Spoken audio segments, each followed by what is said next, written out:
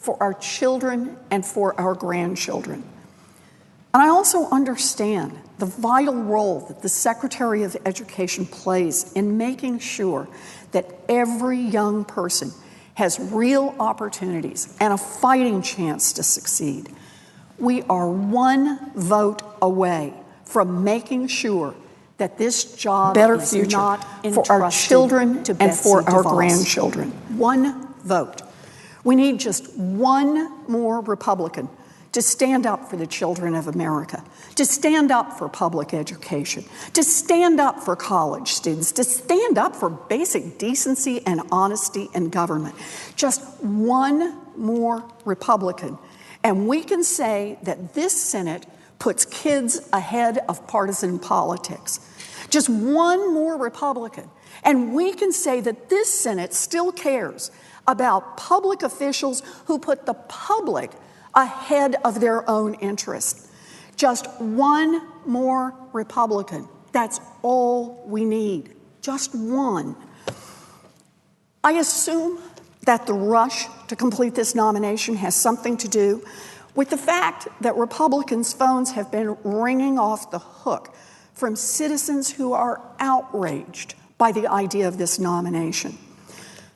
Before these Republicans decide whether to help Donald Trump reward a wealthy donor by putting someone in charge of the Department of Education who doesn't really believe in public education, I want them to hear from the people of Massachusetts, the people who on their own have contacted me about this nomination. I have received countless letters and calls from constituents in Massachusetts, including a batch of letters from a new local grassroots organization, Essex County Number 6 Indivisible, who are really concerned that Betsy DeVos is a danger to our schools. And so I just want to share a few of those letters with my colleagues right now. I heard from Matt Harden, who is a teacher from Plymouth, and he wrote this: I have been a teacher for 15 years and a parent for 7. I feel incredibly proud of the schools in the Commonwealth of Massachusetts, and my view as a music educator is that it's not simply a job, but a vocation. The recent referendum in the Commonwealth regarding the expansion of cap on charter schools was soundly defeated by the electorate. I have grave concerns about Ms. DeVos and her ties to corporate interests in education. Schools are not businesses, and students are not products on an assembly line. This line of thinking is a clear and present danger to our students and reflects a lack of familiarity with the basic public education system.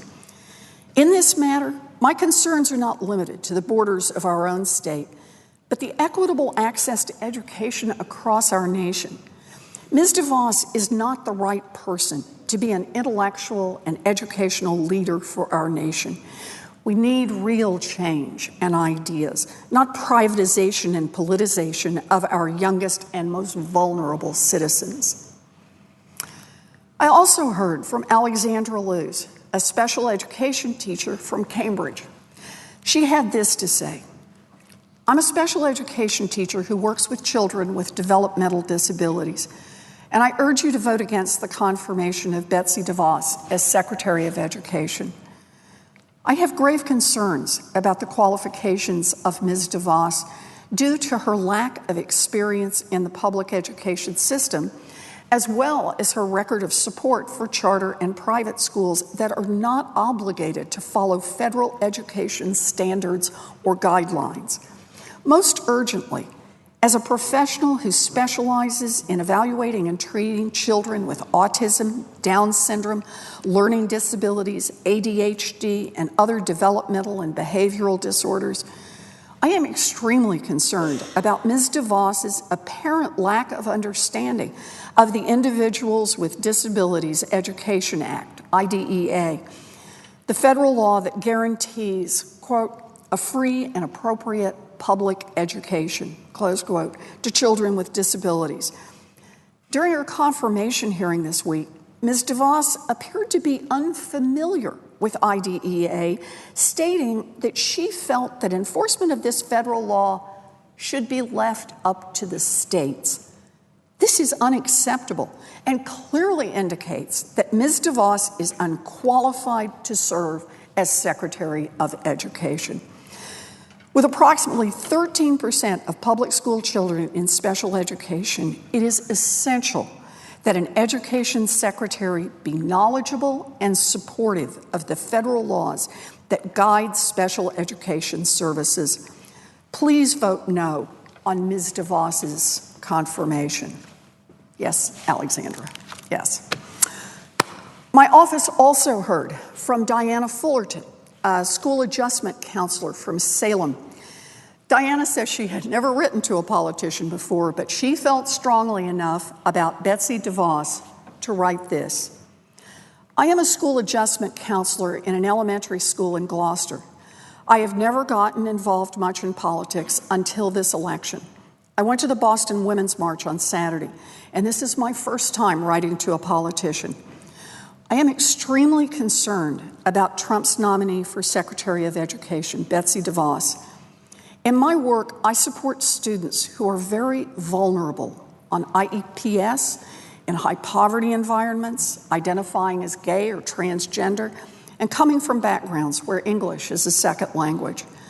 I believe that Ms. DeVos' extreme and uneducated positions on the needs of students in public schools could harm my children. Please vote against her nomination as Secretary of Education. Thanks, Diana. I will. I heard from another teacher from Newton who said, I am opposed to Betsy DeVos as the next Secretary of Education.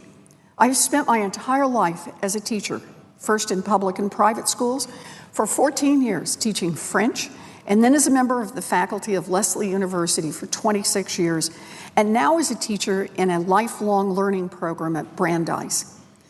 I cannot imagine having a Secretary of Education who has never had any direct educational experience. I am also very worried about her views of public education and her appalling record on civil rights. Strong education is the foundation of our democracy. Please do what you can to maintain and improve our current system. Thank you. And yet another teacher contacted our office, this one from Abington. She wrote, I believe in my community's public schools. In fact, I've worked in them as a teacher for over 15 years. The nomination of Betsy DeVos has me seriously considering a change of employment. Betsy DeVos believes in school privatization and vouchers. She has worked to undermine efforts to regulate Michigan charters, even when they clearly fail, and yet she has never worked in a school. The marketplace solution of DeVos will destroy our democratically governed community schools. Her hostility toward public schools disqualifies her. I am asking you to vote against the confirmation of Betsy DeVos. We also heard from parents all across the state, including Leslie Bullion, a mother from Andover. And here's what Leslie had to say. I am the mother of an 8-year-old who is dyslexic. She is smart and very capable of learning what other kids can learn. However, she needs specialized education. Through the public school system, she is learning to read and continues to reach new milestones daily. I fear that Betsy DeVos could put my daughter's education at risk. I urge you to oppose Secretary of Education nominee Betsy DeVos, who is best known for her anti-public education campaigns. The chance for the success of a child should not depend on winning a charter lottery, being accepted by a private school, or living in the right zip code. It is our duty to ensure all students have access to a great public school in their community and the opportunity to succeed. Betsy DeVos has consistently worked against these values, And her efforts over the years have done more to undermine public education than support all students. DeVos has no experience in public schools, either as a student, educator, administrator, or even as a parent. She has lobbied for failed schemes like vouchers to fund private schools at taxpayers' expense. These privatization schemes do nothing to help our students most in need, and they ignore or exacerbate glaring opportunity gaps. We need a Secretary of Education who will champion innovative strategies that we know help improve success for all students, including creating more opportunities and equity for all. Betsy DeVos is not that person, and I urge you to vote against her for Secretary of Education. Thank you, Leslie. Kate Brigham, a mother from Somerville, also wrote us. Here's what Kate said. My name is Kate Brigham, and I am a constituent of yours from Somerville. I am writing to urge you to vote against Betsy DeVos's confirmation as Secretary of Education. The future of our kids here in Somerville and across the country are depending on you to see the difference between education progress and privatization. The majority of America's school kids attend public schools. We cannot leave their futures and the future of our country in the hands of a woman whose ideas to privatize school funding have already left the state of Michigan and its children in shambles. Her personal financial conflicts of interest are staggering. The Individuals with Disabilities Education Act, which DeVos did not know was a federal law, guarantees rights to both students with disabilities and to their parents. So this isn't just about civil rights, it's also crucial to families. We cannot afford a Secretary of Education who's confused on what the law is. My own 2-year-old daughter benefits from Massachusetts' wonderful early intervention program and will need special education services when she turns 3 in September. IDEA and the ADA were both signed into law by Republican presidents. Disability rights are not and cannot become a partisan issue. Thank you for ensuring that public education for all will be protected. Somerville and Massachusetts needs it, and we won't succeed with Betsy DeVos as Secretary of Education. Thank you, Kate. Thanks for writing. Samantha Lambert, a mother of 4 from Everett, also contacted us with her concerns. Here's what Samantha wrote. I'm a voter from Massachusetts who has struggled with the change coming as a result of this election. It is difficult to focus when there is a new outrage at every turn. No one frightens me more than Betsy DeVos. Why? The impacts of her ignorance and disdain for public education will remain with us for a generation. I have 4 children, all educated in the Everett public school system, one of whom benefits from special education. We have one opportunity to get it right for our children. I was asked by a conservative friend who was curious why this appointment brought such a backlash, and the answer was simple for me. Our job is to protect our children, the nation's children, those unable to influence their future with a vote. There is no mandate for the destruction of our most treasured institution, the foundation of our democracy. My son deserves a free and fair education, as do his siblings, as do their peers. The children in our school district are in the lower socioeconomic rung. Many rely on public transportation and neighborhood public schools. That takes the choice out of school choice, doesn't it? It favors students on economic lines, furthering the divide and putting an undue burden on the schools left behind, who will struggle to serve the students that need this gift of education most. The public hearing demonstrated that Mrs. DeVos is wholly unqualified for this appointment. Her answers, or lack of answers, specifically regarding IDEA and the school choice were frightening. As a parent, I was literally shaking. My 9-year-old son was listening to a portion and heard Senator Hassan mention dyslexia in her question. He cheered and asked if we were going to make sure all kids get special help to read. I couldn't answer him because in her answer, Mrs. DeVos seemed not to know that IDEA is a federal law protecting these beautiful minds, protecting them from being a line item that could be wiped away, their future successes and achievements going right along with it. I ask you, please oppose Betsy DeVos for Education Secretary for the good of all our nation's children. Thank you, Samantha. Thanks for writing. We also heard from Laura Fukushima, a mother and former teacher from Dedham, who wrote us to say this. Before having my own children, I taught in public schools for 5 years, 3 in Boston and 2 in Tennessee, Sumner County. And I'm writing to ask you to vote against the confirmation of Betsy DeVos as Secretary of Education.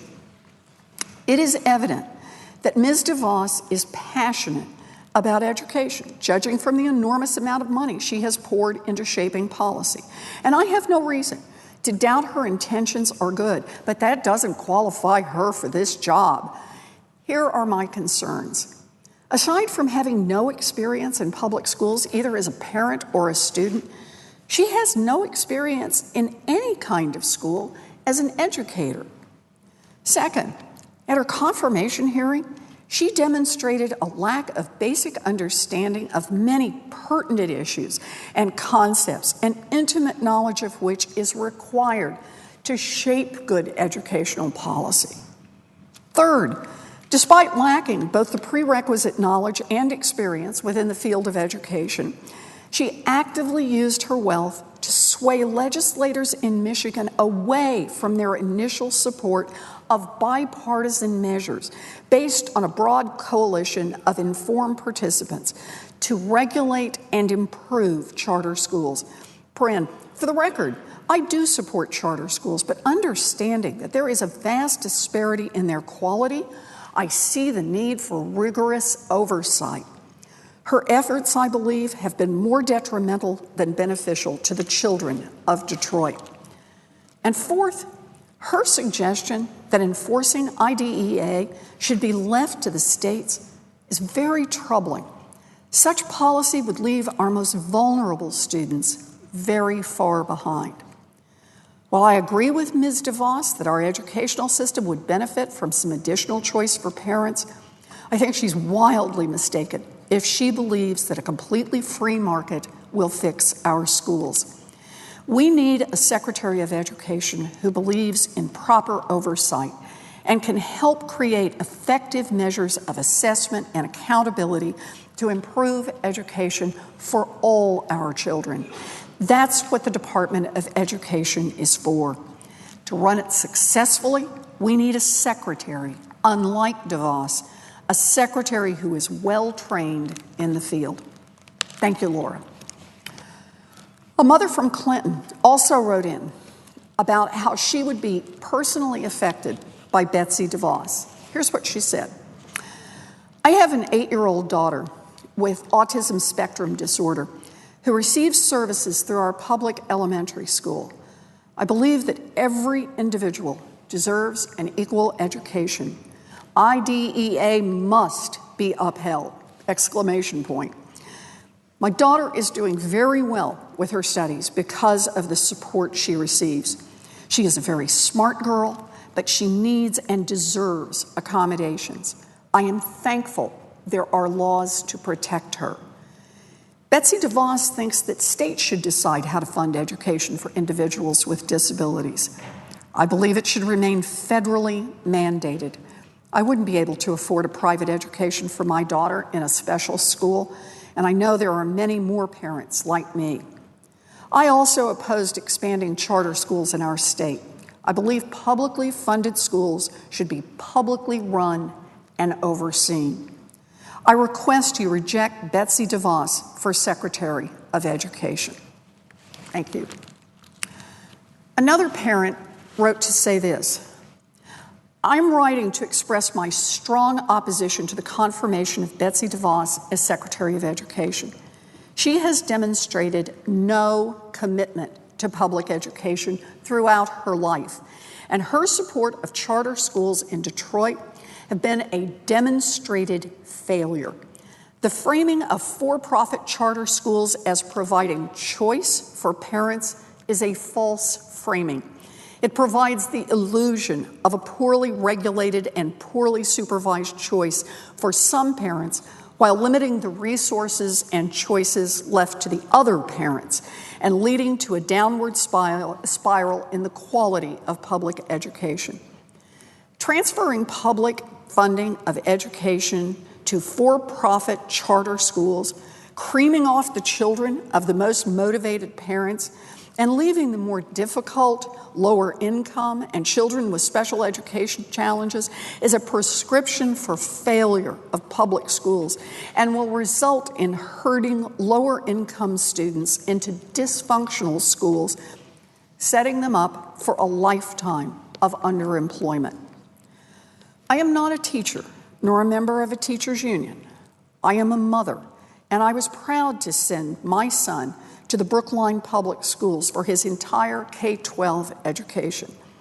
I want other children to have the chance for a quality education, not to be fodder for a private for-profit charter school with no commitment to the public good. Quality public education is the foundation of a free society and the key to sustaining a vibrant economy in the future. Please oppose the confirmation of Betsy DeVos. A woman from Canton also wrote in. She said, as a parent of public school children, I urge you to reject the nomination of Betsy DeVos as Secretary of Education. A free and appropriate education is the cornerstone of our democracy. But Ms. DeVos has shown no interest in preserving public education. In fact, she has worked tirelessly to divert public funds into private pockets by way of deregulating and expanding charter schools, and to offer vouchers which can be used at private and religious schools. This is clearly a violation of our principle of separating church and state. Ms. DeVos's strategies have had disastrous consequences in Michigan. 80% of charter schools there operate for profit. When schools look first to satisfy investors, they rely on teaching to standardized tests, not on educating children. Here in Massachusetts, we overwhelmingly rejected the idea, one funded by billionaires and resisted by parents and public school teachers. Please join us in opposing a lead educator who has never gone to a public school nor sent her children to one.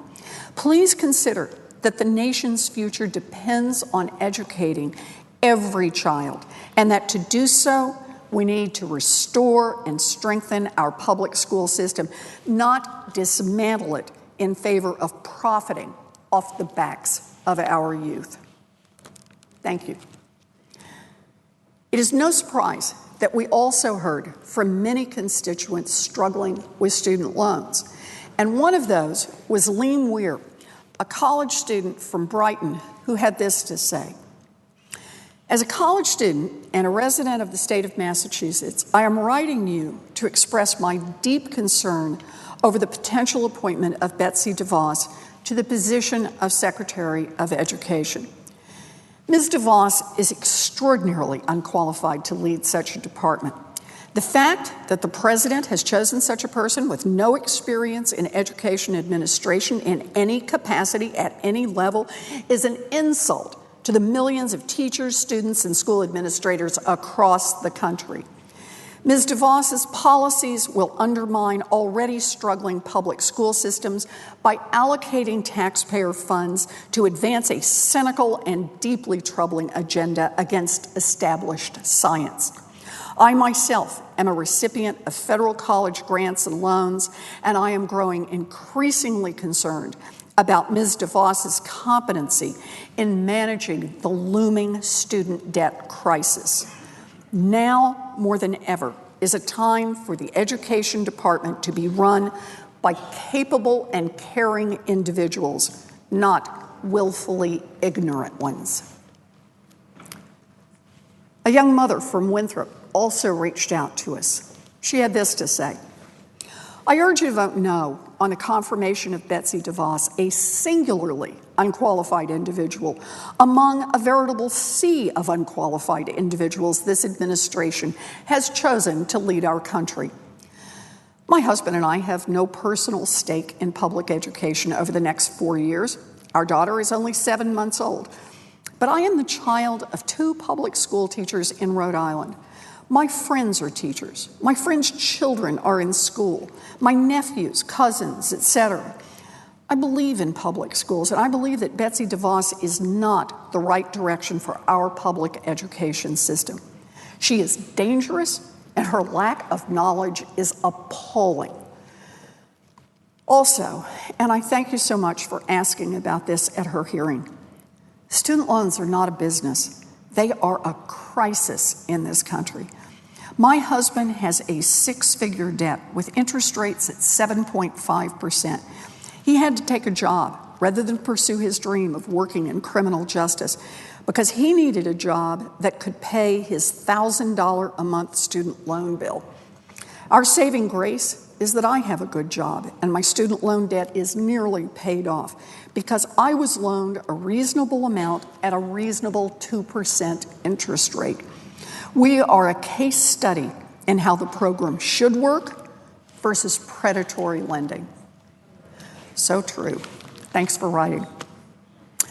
Liz Bosworth, a mother of 2 from North Dartmouth, had this to say: while I am fully aware that you do not support the nominations for many of President Trump's nominees, I am currently most concerned about Ms. DeVos. I watched parts of her hearing, and I remain concerned that there was a denial for a second hearing. I hope this leads to continued questions and a final opposition of her as Secretary of Education. Your lines of questioning serve to highlight her lack of qualifying experience, but still, in light of the last 6 months' politics, I believe anything is possible. As the mother of 2 small children and a daughter-in-law, niece, cousin, friend, and wife of public school teachers, I find her to be quite alarming and somewhat scary as the potential leader of that office. We are strong proponents of public education and are teaching our children to value their time in school and to achieve high levels of success. With that comes some anxiety around their aspirations to higher learning. As a master's level social worker, I will be paying off my loans until I start to pay for my son's higher education. I do not want the debt for my children that I have. At this rate, I am saving far much less money per month for their college funds while paying off my own. I want my children to go higher than myself, but I also want them to do so with a level of confidence that their finances that I was not afforded. Ms. DeVos, highlighted by you in the confirmation hearing, has not been involved with student loans on any level and does not have the experience to become entrusted with my current debt or the debt of my children. Finally, I would like to highlight my abject fear of the treatment of those students with learning disabilities, particularly severe and profound disorders, if she is confirmed. While I see many walks of life in my field, my mother was a proud special education teacher in New Bedford for 33 years. She was proud to be able to teach life skills like budgeting, simple cooking, and social skills to her students who may not ever be college ready. We worry about those kids and what will become of them if Ms. DeVos is confirmed. My husband is currently employed in a collaborative that works with mentally ill children who need a different kind of educational process, but can still achieve the same goals. I am not sure they would ever qualify for a voucher to attend some charter school. We are committed to families and community maintenance of all students with the right care at the right time. I am not sure that Ms. DeVos is committed in the same way. Please vote to oppose Ms. DeVos. Thank you, Liz. Thanks for writing. I heard from another student in Boston who told me the following. I am writing you today as a public school teacher and a PhD candidate in urban education, leadership, and policy studies. I believe in public schools. Betsy DeVos believes in school privatization and vouchers. She has worked to undermine efforts to regulate Michigan charters, even when they clearly failed. The marketplace solutions of DeVos will destroy our democratically governed community schools.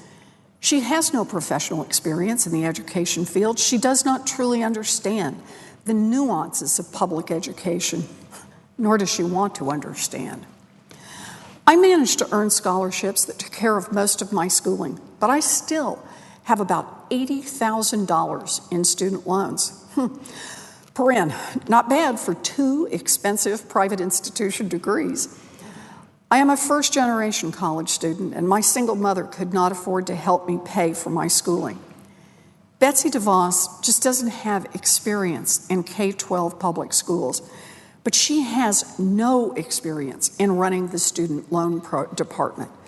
The federal student loan program is far from perfect.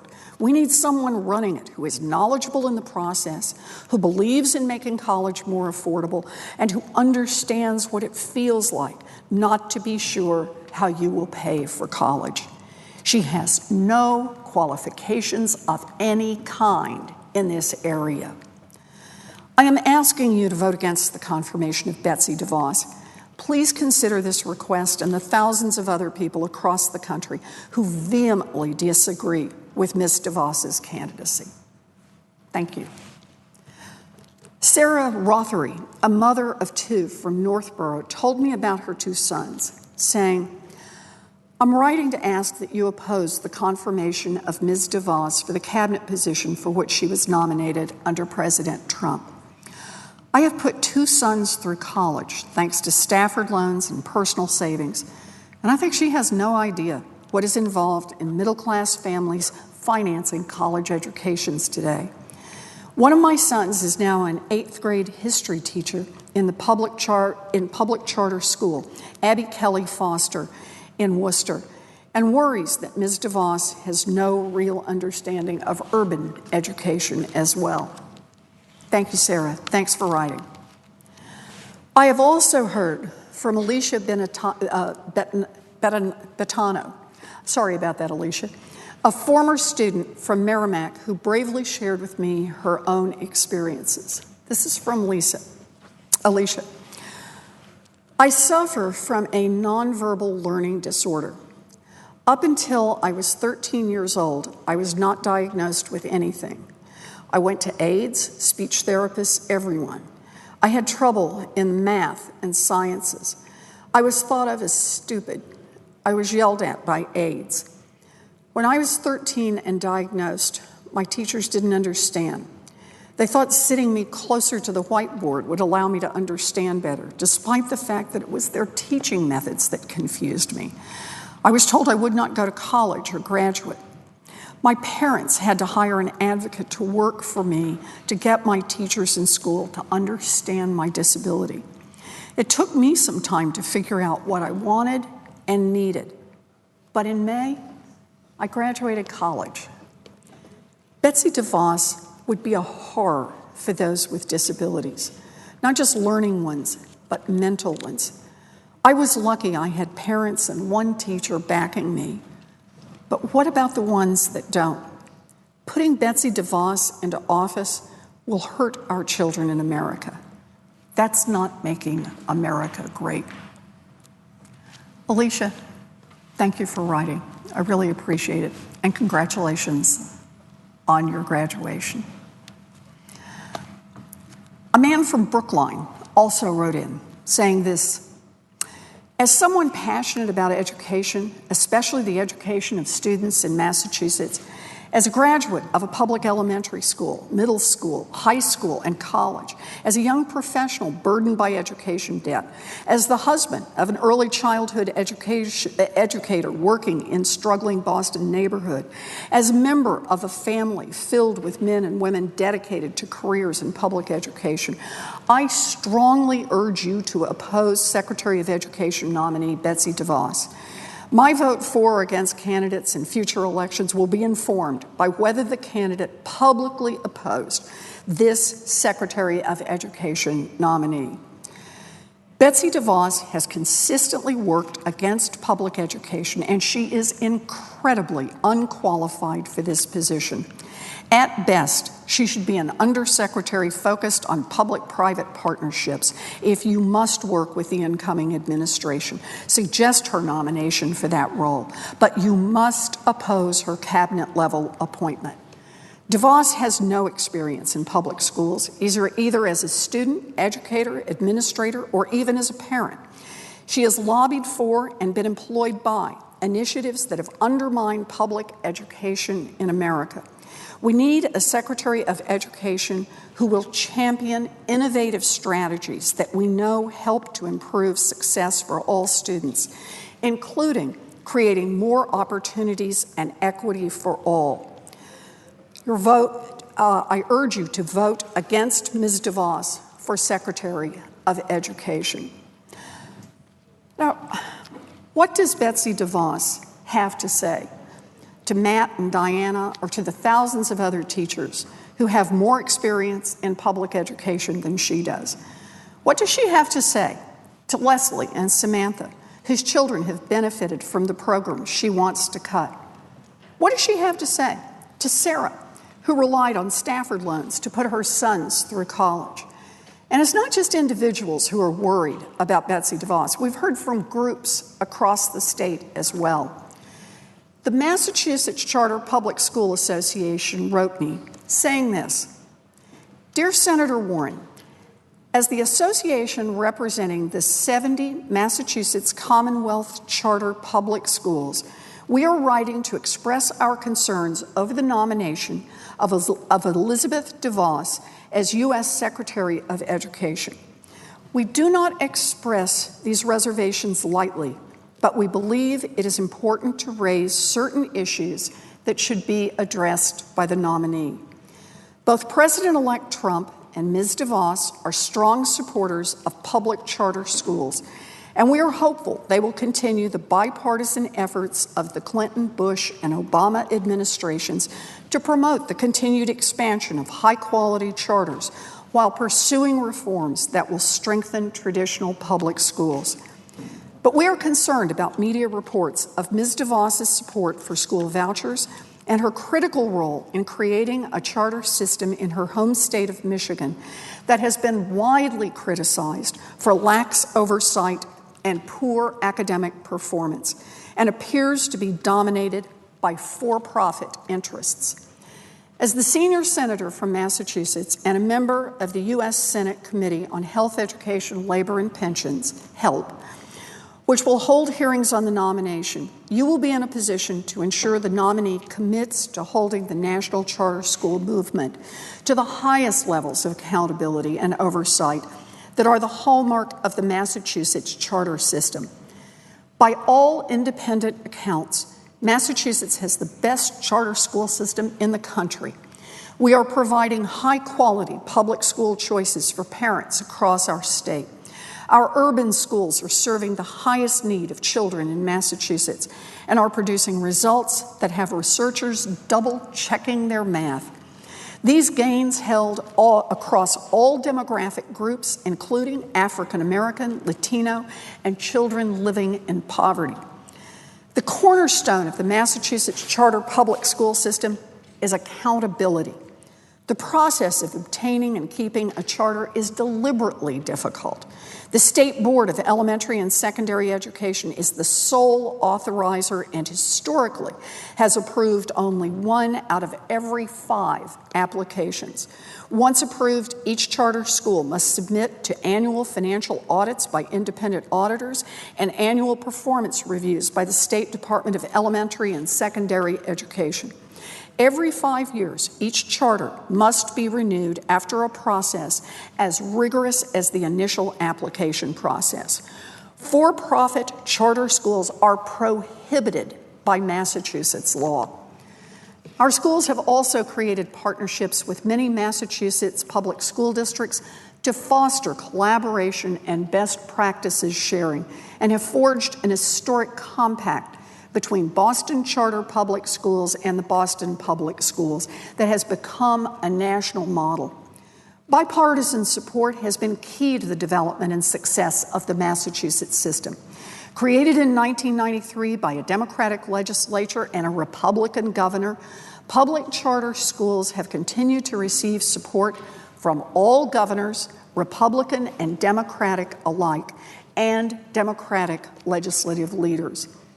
If the new president and his nominee intend to advance the cause of school choice across the country, they should look to Massachusetts for their path forward. The history of charter schools in Michigan offers a more cautionary tale. The same researchers from Stanford that declared Massachusetts charter public schools an unqualified success had mixed reviews for Michigan's charters. According to media reports, last year, Ms. DeVos actively campaigned against bipartisan legislation that would have provided more oversight for Michigan's charters. If these reports are true, we are deeply concerned that efforts to grow school choice without a rigorous accountability system will reduce the quality of charter schools across the country. We hope you agree that quality, not quantity, should be the guiding principle of charter expansion. Without high levels of accountability, this model fails. We ask that you use the hearing to probe the incoming administration's intentions regarding education policy in general and school choice and quality specifically. We'd be happy to provide you with more information on the Massachusetts model and would welcome a meeting with your staff to brief them on our concerns. Sincerely, Massachusetts Charter Public School Association Board of Directors. The people of Massachusetts cannot afford Betsy DeVos, and this is why I will vote no on her nomination and why I urge my colleagues to do the same. Mr. President, I yield the floor. Mr. President. Majority Leader. I have one request for committees to meet during today's session of the Senate. Has the approval of the majority and minority leaders. Duly noted. Now, Mr. President, President Trump's outstanding Supreme Court nominee, Neil Gorsuch, has earned high praise from all across the political spectrum. Some of it has come from unlikely corners, whether Democratic senators, left-leaning publications, former President Obama's own legal mentor, even his former top Supreme Court lawyer. We've heard from those Gorsuch has taught. We've heard from many who've worked alongside him. In fact, just a few days ago, we received a letter from several of his former law colleagues, so let me share some of that with you now. We're Democrats, independents, and Republicans. The letter began. Many of us have served in government, some during Republican, some during Democratic administrations. Some of us have served in both. We've clerked for Supreme Court justices and appellate and district court judges appointed by Democratic and Republican presidents. We represent a broad spectrum of views on politics, judicial philosophy, and many other subjects as well. But we all agree on one thing. Our former colleague, Neil Gorsuch, is superbly qualified for confirmation. He's a man of character, decency, and accomplishment, one who represented all of his clients without regard to ideology, and one who merits this appointment. Clearly, it's not going to be easy to paint Judge Gorsuch as anything but extremely qualified and exceptionally fair. But that hadn't stopped some on the left from trying.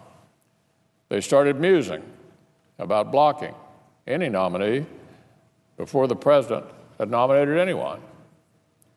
It's a good reminder that much of the opposition we're seeing from far-left groups and Democratic senators isn't so much about Judge Gorsuch as it's about their dissatisfaction with the outcome of the election. As a Washington Post headline recently declared, Democrats' goal with court nomination, make it a referendum on Trump. Prominent Senate Democrats, the article read, are giving the nominees 10-plus years on the U.S. Court of Appeals for the 10th Circuit, almost secondary consideration. It seems they believe their best and perhaps only bet to bring down this highly qualified judge is by injecting Trump into the process. The very next day, the New York Times ran an article about Democrats' apparent hope that this Supreme Court fight will be more about Trump than Gorsuch. In other words, our Democratic colleagues are finding it hard to oppose Judge Gorsuch on the merits, so they're trying to divert attention and invent new hurdles for him to surmount. That's the playbook. Sure enough, we see them running the play. Consider the Assistant Democratic Leader's speech the other day. It was supposedly about Judge Gorsuch. He sure had a lot to say about President Trump, about things President Trump has done, about things President Trump might do, about refighting old battles, but precious little about the qualifications of the actual nominee before us, and precious little about the increasing number of accolades he's been receiving, especially from well-known folks on the political left. I mentioned several a moment ago.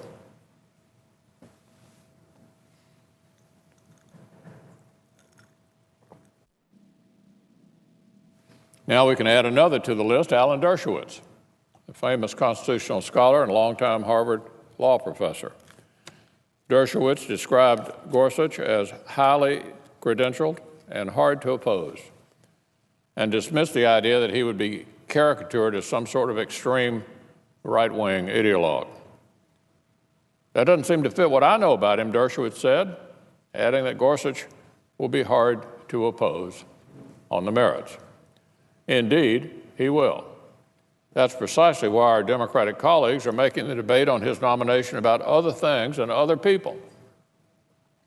That's also why they're arguing that there are special hurdles for Judge Gorsuch to clear, hurdles that they are forced to admit were not there for the first-term nominees of Democratic presidents. When even a left-winger like Rachel Maddow can't help but admit that Judge Gorsuch is a relatively mainstream choice, when even Maddow characterizes a Democratic attempt to filibuster his nomination as radical, it's hard to argue otherwise. Now, that won't stop many on the far left from trying. I invite Democrats who spend many months insisting we need 9 to now follow through on that advice by giving this superbly qualified nominee fair consideration and an up or down vote. It's time to finally accept the result of the election and move on so we can all move our country forward. Now, that would also apply to other nominations before the Senate. Just before the election, the Democratic leader said he believed the Senate had a moral obligation, even beyond the economy and politics, to avoid gridlock. Put simply, he said, we have to get things done. And yet, just a few months later, Democrat obstruction has reached new extreme levels that the smallest number of cabinet officials have been confirmed in modern history at this point in a presidency. It's a historic break in tradition, a departure from how newly elected presidents of both parties have been treated in decades past. In fact, by this same point into their terms, other recent presidents from both sides of the aisle had more than twice as many cabinet officials confirmed as President Trump does now. President Obama had 12 cabinet officials confirmed at this point in his term. President George W. Bush had all 14 cabinet nominees confirmed at this point. President Clinton had 13. President Trump has a mere 4. Well, Mr. President, it seems this gridlock in opposition has far less to do with the nominees actually before us than the man who nominated them, just like we're seeing with President Trump's outstanding Supreme Court pick. The Democratic leader and his colleagues are under a great deal of pressure from those on the left who simply cannot accept the results of a Democratic election. They're calling for Democrats to delay and punt and blockade the serious work of the Senate at any cost. They would like nothing more than for Democrats to continue to resist and prevent this president from moving our country forward. Unfortunately, many of our friends across the aisle have given in to these groups' calls for obstruction, and some have even gone to unprecedented lengths to delay for delay's sake. They've forced meaningless procedural hurdles. They've stalled confirmation votes as long as possible. They've postponed hearings, and they've even boycotted committee meetings altogether. Their excuses are ever-changing, at some border on the absurd. We don't like the seating arrangement, they say. We can't be late to a protest, they argue. There was even some excuse about a YouTube video. Look, enough is enough. The American people elected a new president last November. Democrats don't have to like that decision, but they do have a responsibility to our country. American people want us to bring the nation together and move forward. It's far past time to put the election behind us and put this president's cabinet into place, just as previous Senates have done for previous newly elected presidents of both parties. Now, I'd like to say a few words about one nominee who we'll be voting on tomorrow. The nominee for Education Secretary, Betsy DeVos, is a well-qualified candidate who earned the support of 20 governors and several education groups from across the nation. As Education Secretary, she'll be our students' foremost advocate, working to improve our education system so that every child has a brighter future. Importantly, she also understands that our teachers, students, parents, school boards, and local and state governments are best suited to make education decisions, not Washington bureaucrats. I have every confidence that Ms. DeVos will lead the Department of Education in such a way that will put our students' interests first, while also strengthening the educational opportunities available to all of America's children. So I would urge colleagues to join in confirming Betsy DeVos so that she can begin the very important work before her without further delay.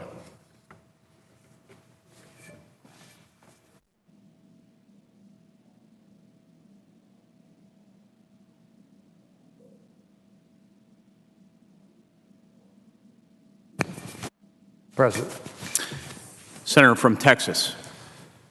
Mr. President, I sat here and listened with interest to the Majority Leader's comments about this strategy of obstruction and slow walking the President's cabinet. And I share his frustration, but more than that, I regret on behalf of the people we were sent here to represent, the American people, that petty politics has gotten in the way of our colleagues across the aisle's ability just to get over the fact that the election didn't turn out quite the way they hoped and to get back to work on behalf of the American people. So this week we'll continue to grind our way through consideration of President Trump's nominees despite the best efforts of our friends across the aisle to obstruct and to slow walk.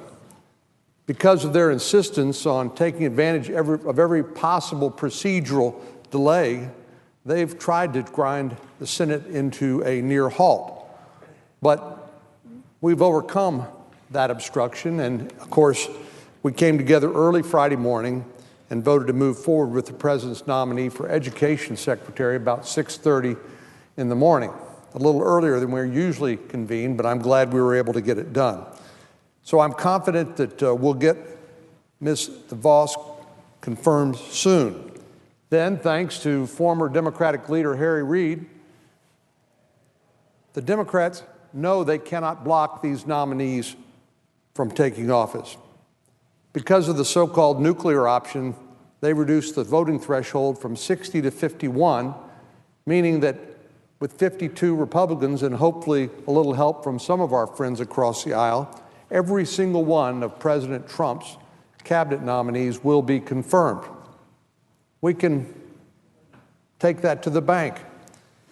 So all they can do, which is all they have done to this point, is to slow the process down for no reason other than the fact that they can.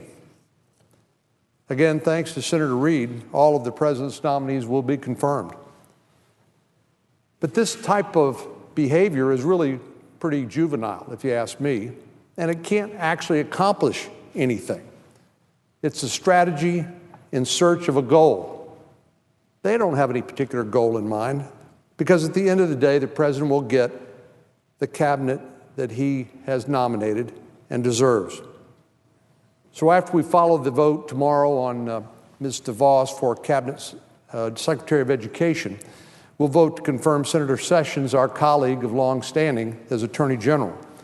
And in addition to him, the Education Secretary, the Secretaries of Health and Human Services, and the Secretary of Treasury, too.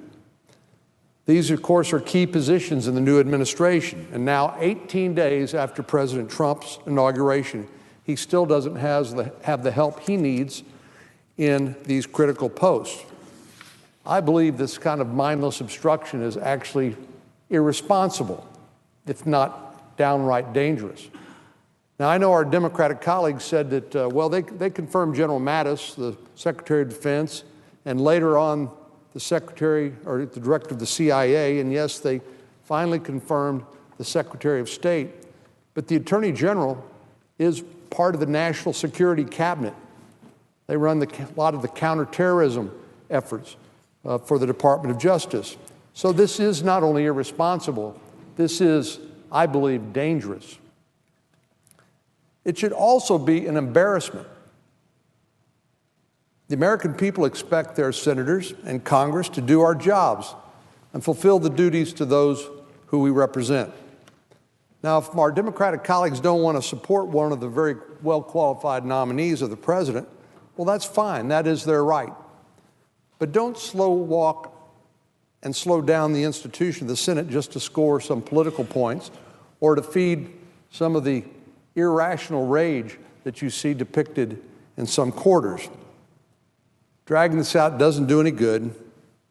It won't change the outcome, and it ill serves the American people.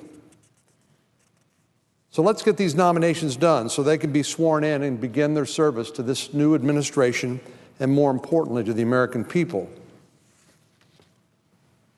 In addition to our work on nominations, last week the Senate started to consider a number of measures to block a host of regulations put in place by the Obama administration during the last 6 months that President Obama was in office.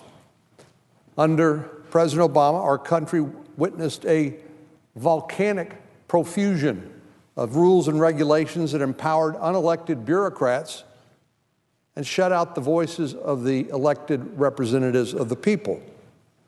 The result? Well, job creators have less freedom to operate and innovate and are instead suffocated by more and more red tape and compliance costs. That translates into a slower growing economy, which means less jobs, which means the American people are the ones who get hurt directly as a result of this profusion of red tape and regulation. According to recent reports, the 600-plus regulations issued by the Obama White House came with a $700 billion price tag for our economy. Our economy is not even growing at 2%. And I think this overregulation is largely responsible because this profusion of regulations hit businesses both big that can absorb some of the cost, but also small businesses, including local community banks that are going out of business on a daily basis because they simply can't afford to compete and to pay for the accountants and lawyers to comply with all of the red tape and the mindless regulation from the previous administration. But it's not just financial services, it's healthcare and it's agriculture, it's all sectors of the economy. I am grateful that President Trump has made it clear where he stands on all this, and he's already issued guidance requiring the government to cut regulations should it want to add more. Cut 2 regulations for every one you want to add. With President Trump at the White House, Congress can reverse many of the Obama regulations and give the American people and our anemic economic growth some relief. Through the Congressional Review Act, Congress can review and ultimately block recent regulations handed down by the federal government. And that's what we did last week, and that's what we're going to continue to do. We can roll back many of the Obama administration rules that are killing jobs and stifling economic growth. So at the end of last week, we repealed a rule called the stream buffer rule, which actually didn't have anything to do with streams. It was a job-killing regulation that was more about stifling domestic energy production, and I'm glad we did away with it. And on Friday, Congress passed another resolution, one I was happy to co-sponsor, one that was aimed at chipping away the regulatory burdens for our community banks and other financial services organizations brought on by Dodd-Frank. I'm all for transparency, but I'm against laws that give advantages to foreign companies over our own. This Securities and Exchange Commission rule would have done that by forcing American companies to disclose confidential information that their foreign competitors can keep under wraps. It should go without saying that each of us want a level playing field for our businesses that help create jobs and grow the economy. That's why we blocked this rule. Of course, this and other resolutions are just the first few steps in a broader strategy to kill overbearing regulations so that our innovators, our entrepreneurs aren't suffocated by unnecessary paperwork and bureaucracy. That's part of what the American people sent us here to do. And certainly the verdict they rendered on November the 8th is that they did not want a continuation of the status quo under the previous administration. They wanted change. And it's integral to restoring our economy, the kind of change we're bringing about, to restoring our economy and helping it grow for everyone. So I look forward to working with the White House, with our colleagues, as we continue to find new ways to build up the American economy. If I can just close, Mr. President, on one last topic. I see some colleagues here wishing to speak. Tomorrow we'll vote on the nomination of Betsy DeVos to the Department of Education. The federal government, through the Department of Education, funds about 10% of public education because most of that comes from our states. That is the funding and the regulation of education from kindergarten through 12th grade. But what this fight over this well-qualified nominee is all about, it's about power, as so many of these fights in Washington, D.C. are about, and the desire to keep power over public education in all of our states, all across the country, right here inside the Beltway. I believe President Trump chose wisely, not because he chose another education bureaucrat that knows all the acronyms and knows the arcana known to people that have been brought up within that establishment. Instead, he chose an outsider, someone much like himself, but someone more interested in results rather than paying homage to and feeding the education establishment here in Washington, D.C., and retaining the power over the important decisions that should be handed back down to the states, down to teachers and parents and students as they choose how best to accomplish our universal goal of making sure every child has a good education. But this fight isn't about the quality of education in our country. This fight, for those who are opposing Ms. DeVos, is largely about should we retain power here in Washington, D.C., so that Washington can continue to dictate to the states, to parents, to teachers, what policies they need to apply in our K through 12 education system, or whether we're going to return that power back where it should be back into the hands of parents and teachers and in local school districts. That's what this fight's all about. So that's why I'm glad tomorrow we will confirm Betsy DeVos as Secretary of Education. Listen to what the American people told us on November the 8th when they said they don't want to maintain the status quo because the status quo is not working for them, it's not working for our economy, and certainly not working for our children, each of whom deserve a good education. So yes, Ms. DeVos is going to shake things up a little bit, but more importantly, she's going to be part of this effort to return power to parents and teachers and to our local school districts. That's what this vote will be about tomorrow. Mr. President, I yield the floor. Mr. President. President. The senator from Utah. Mr. President, I rise today to briefly discuss a number of ongoing efforts here in the early days of the 115th Congress. It is a strange time to be working on Capitol Hill, as strange as I've seen in my 4 decades here in the Senate. That's true for a number of reasons. Let me give you an example. Republicans currently control the Senate, the House of Representatives, and the White House, and are in widespread agreement about most major policy issues. Sure, there are details that need to be worked out, both on the process and the substance, on things like tax reform, trade, and of course, health care reform. But by and large, Republicans all have the same ultimate goals for these key areas. Yet, despite the overwhelming consensus that exists on most of these issues, there seems to be an obsession with advancing a narrative of a deeply divided Republican majority. According to this popular narrative, House and Senate Republicans have completely different views on tax reform. Republicans in Congress oppose everything President Trump wants to do on trade, and Senate Republicans are deeply at odds on how to press forward on repealing and replacing Obamacare. As chairman of the Senate committee that is right in the middle of all these issues, I get asked to comment on these matters literally dozens of times every day. The questions take many forms. Senator X says Congress should do blank with Obamacare. What do you think? Can the House's tax reform plan pass in the Senate? President Trump said blank today is that going to fly in your committee. These questions may seem petty, they may seem pretty straightforward. However, the underlying question behind all of these lines of inquiry are, will you publicly disagree with or criticize another Republican so we can write another story about Republican divisions? Matters such as repealing and replacing Obamacare or reforming the tax code are certainly important topics that are rightly under intense public scrutiny. However, given that these monumental efforts are still in the early stages, the fact that there are some relatively minor differences of opinion shouldn't be all that noteworthy. And the existence of these differences in the initial stages of the process doesn't significantly jeopardize the success of these efforts.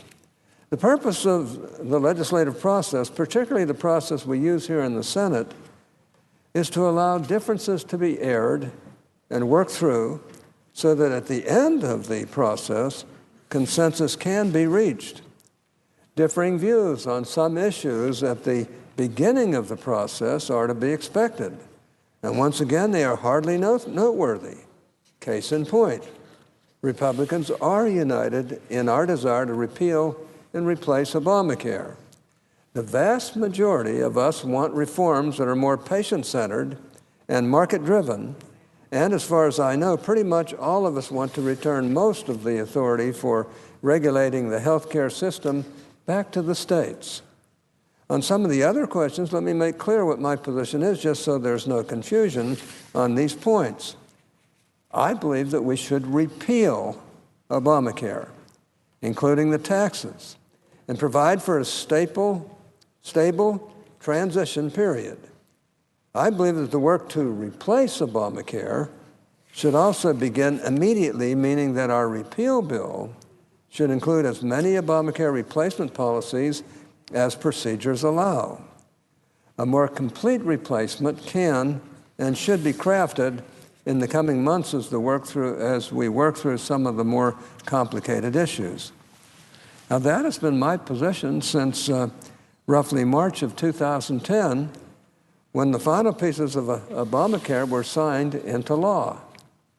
And I've repeated it in numerous times over the years. Moreover, I believe that most Republicans in Congress share that same view. Do some Republicans have different views regarding the proper order and procedure for this endeavor? I'm sure they do, but I don't know of a single Republican who does not want to get rid of Obamacare.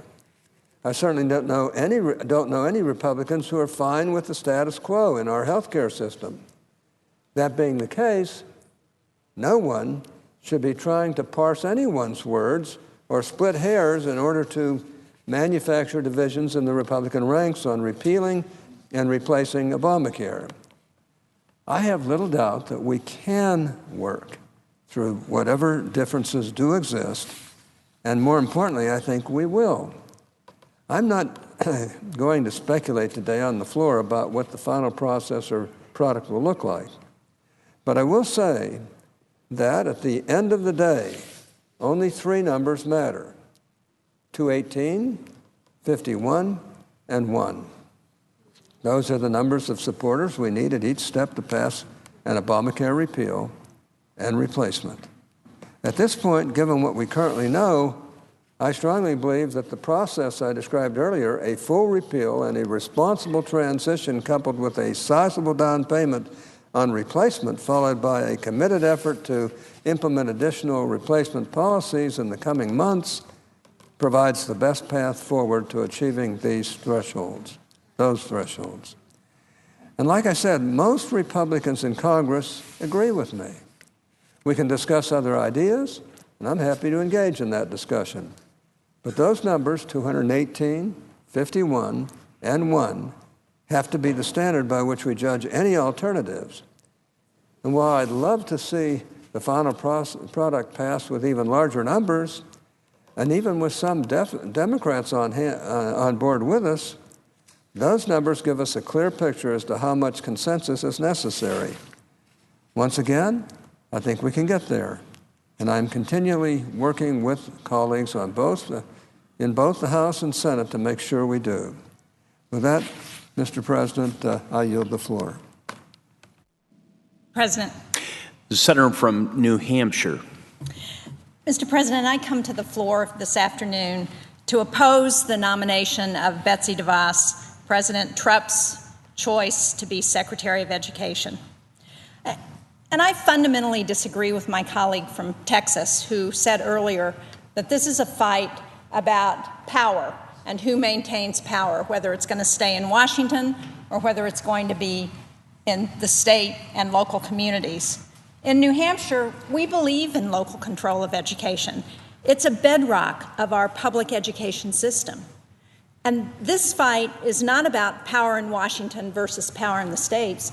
This is a fight about, are we going to continue to support our public school system, our system of public higher education? Or are we going to take the money out, the support out, the policies out, and put that into private schools, into religious schools, and gut the public education system in this country? You know, my parents were part of the greatest generation. I grew up in post-World War II America. They understood that the best way for me to have opportunities for the future, my sisters and me, was to make sure that we had a good education. And I benefited by going to great public schools in the state of Missouri, in the state of Pennsylvania, and I was also able to go to public higher education without the ability to attend a public university in Pennsylvania and then in West Virginia and in the state of Mississippi.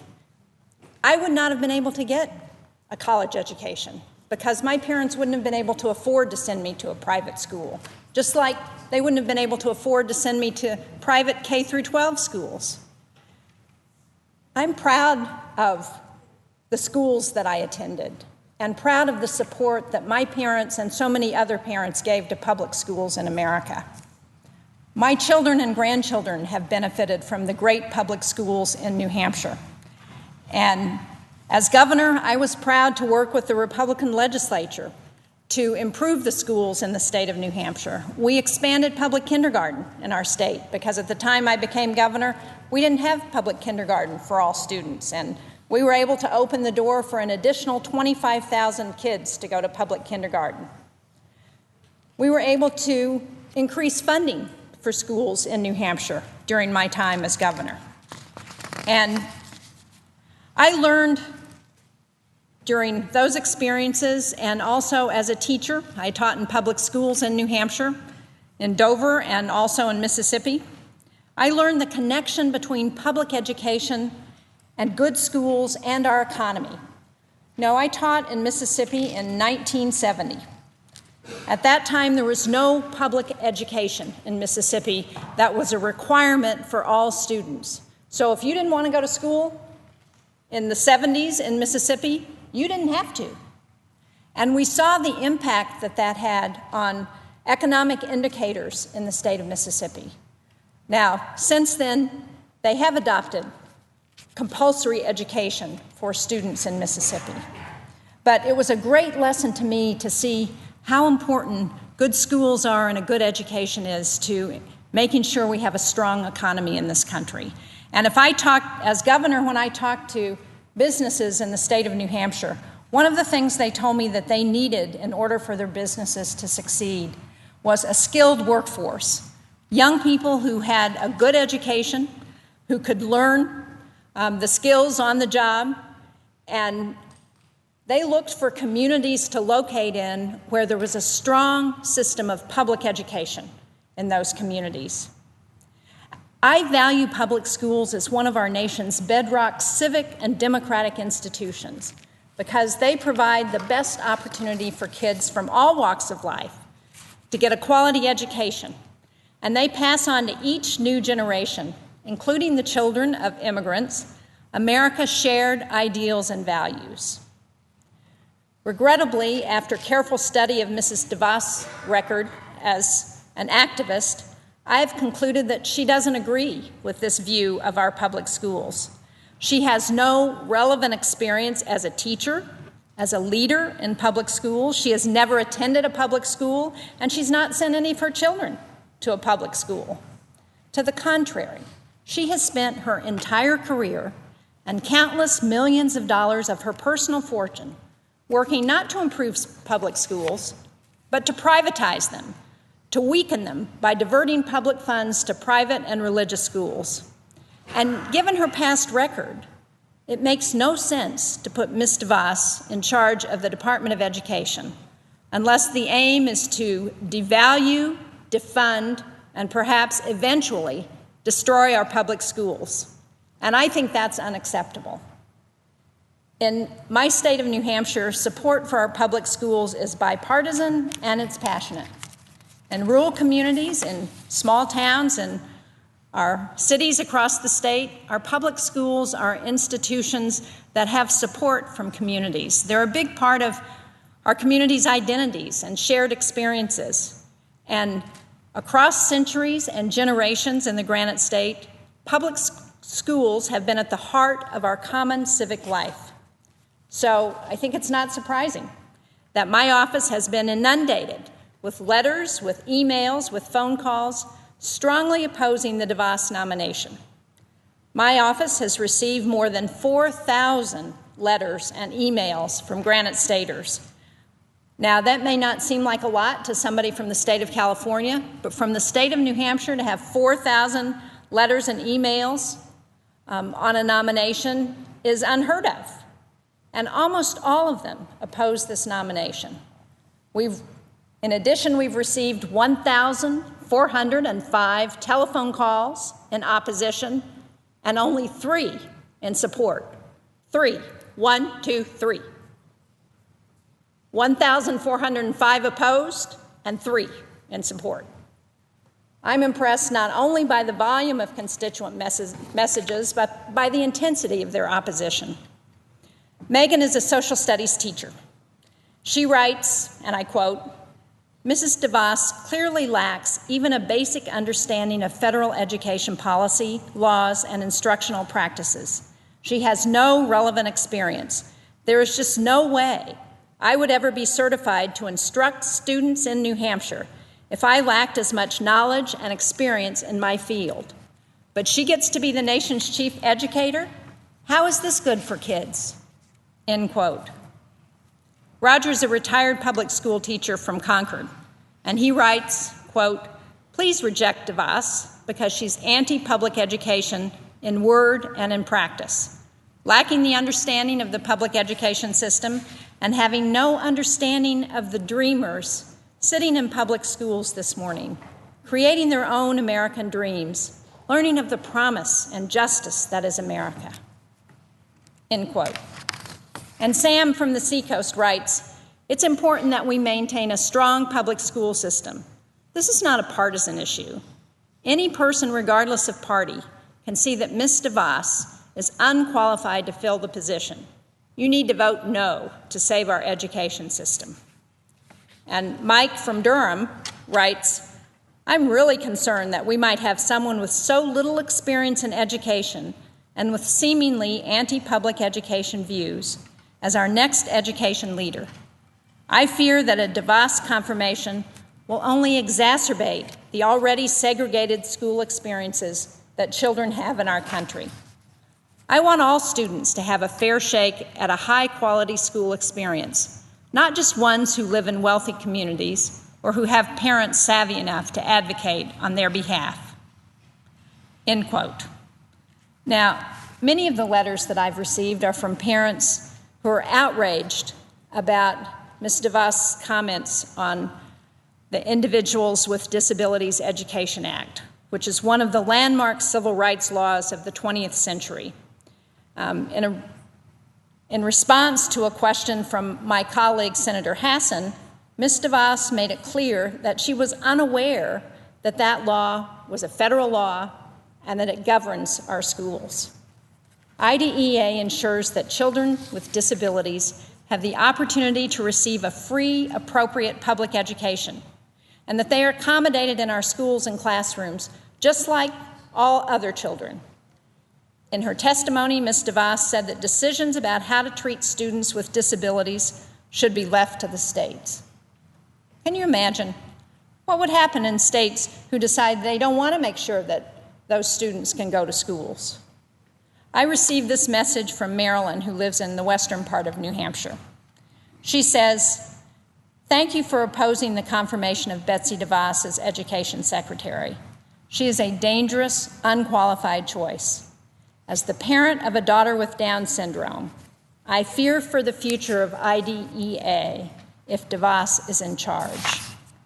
And Ashley Preston, who was Teacher of the Year in New Hampshire in 2016, wrote this to me: "If our Secretary of Education does not understand and value the importance of federal laws such as IDEA, how can we expect states and local school districts to do that? These are the elements crucial to ensuring the best chance for our future." Well, the Department of Education has oversight not only of K through 12 public schools, but also higher education, including a portfolio of more than $1.2 trillion in federal student loans. I've had the opportunity not only to teach in our K through 12 schools, but to work in public universities in New Hampshire and in private universities. Listening to Ms. DeVos' testimony, I was appalled by her lack of understanding of higher education policy. She acknowledged that neither she nor her children had ever received a federal loan or a Pell Grant. And this is the worst part, when asked to commit to enforcing rules that ensure students aren't cheated and end up with no degree but a mountain of student debt, in other words, the predicament of students who went to Trump University and so many other private for-profit colleges, she refused to do that. She refused to say this is something that we should support as a policy in America.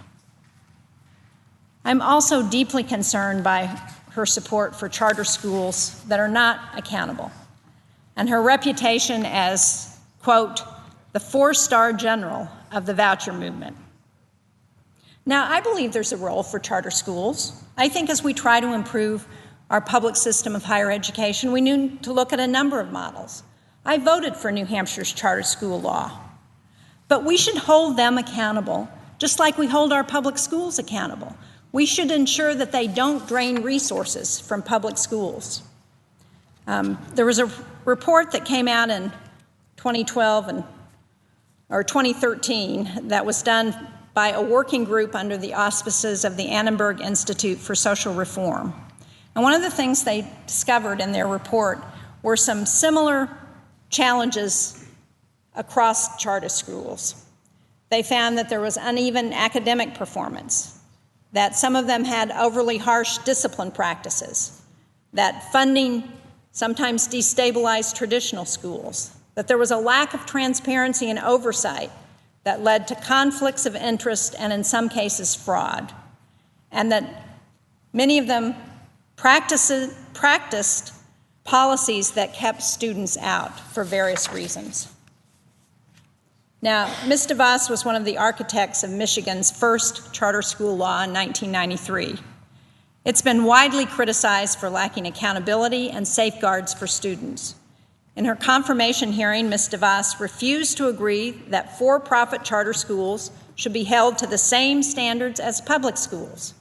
And just as disturbing is her support for school vouchers, which would siphon funding from public schools and divert it to private and religious schools. Advocates of vouchers like to call it school choice. But in practice, parents have learned that choice is not a reality. Florida, under Governor Jeb Bush, was the first state to enact a statewide voucher system. And nearly 93% of private and parochial schools in Florida, after that law, refused to accept any voucher students. In New Hampshire, we have parts of the state where if we don't have public schools, there are no other choices for our students. I don't care whether you've got a voucher or not. You can't drive 3 or 4 hours to get to the next public school or the next private school. So let's be clear. Vouchers and other privatization schemes advocated by Ms. DeVos, they're not about pedagogy. They're about ideology. They are all about disdain for what many voucher advocates like to call government schools. Well, government schools are public schools. They're schools that our communities have for their kids. And what Ms. DeVos fails to understand is that quality education has nothing to do with whether a school is public or private. We have public schools in New Hampshire that we need to work on. But what counts are high-quality teachers, it's support from parents and communities, it's facilities where kids can enjoy learning and be safe, it's rigorous academic standards, and it's the resources to make sure that children can get the learning that they need, including individualized assistance to kids with special needs. What counts is the political and budgetary commitment to create high-quality schools in every neighborhood, regardless of zip code. Because Betsy DeVos doesn't understand these basic truths about education in America, because she's driven by an ideological hostility to our public schools, she is the wrong person to serve as our Secretary of Education. I intend to vote no on the nomination of Ms. DeVos, and I urge my colleagues on both sides of the aisle to join me in rejecting this unqualified nominee. Thank you, Mr. President. I yield the floor. Mr. President. The senator from Michigan. Mr. President, I rise today to speak in opposition to the nomination of Betsy DeVos for Secretary of Education. My reason is very simple. Mrs. DeVos lacks the experience required to oversee the Department of Education, an agency that serves over 50 million public school children across America. Despite spending many years giving hundreds of millions of dollars to backing political candidates and ballot initiatives that support unproven education policies, She remains shockingly unfamiliar with federal law and even some very basic education concepts. Educating our children is an incredibly important job, and we need someone who is experienced, prepared, and well qualified to lead the Department of Education. As I've said before, Mrs. DeVos has no experience in public education at any level, not as a teacher, not as an administrator, not as a student, not as a parent, not as a school board member, and not even as a borrower of public loans for college. Ask any parent. Our children are what we hold most dear. And it only makes sense that the individual that we entrust with our children's education should have at least some experience in public education. Mrs. DeVos has absolutely no experience, and I repeat, no tangible experience with neighborhood public schools. In fact, her only experience in education is her work lobbying for the transfer of taxpayer money to private schools. She has also pushed for the rapid expansion of charter schools without sufficient accountability to parents and to students. Which brings me to her track record in my home state of Michigan. Mrs. DeVos has pushed for school vouchers to send our public tax dollars to private schools. Her staunch advocacy for the use of taxpayer funding for private and charter school systems earned her the nickname as the four-star general of the pro-voucher movement. The vast majority of children in Michigan and in the United States attend neighborhood public schools. Voucher programs rob these children of the resources that they need to receive high-quality education near where they live. Michigan voters soundly rejected her plan, and we cannot, and I repeat, we cannot put her in a position to push for voucher programs on a national scale that will weaken our neighborhood schools and will weaken, in particular, our rural schools. Now, let me be clear. I support innovative models for improving our education system, but only when those models are proven to work. For example, I have worked hard to ensure that all children have access to the skills and education that are vital to joining the modern workforce and competing in today's global economy. I introduced legislation that will reduce the price tag for higher learning by allowing students to complete college-level courses while they're still in public high school. The Making Education Affordable and Accessible Act will help students save time and money as they kickstart their careers through a very personalized curriculum. Whether an early middle college program or dual and concurrent enrollment program, these models help traditional public school students save money and get ahead by earning college credit while they finish their high school education.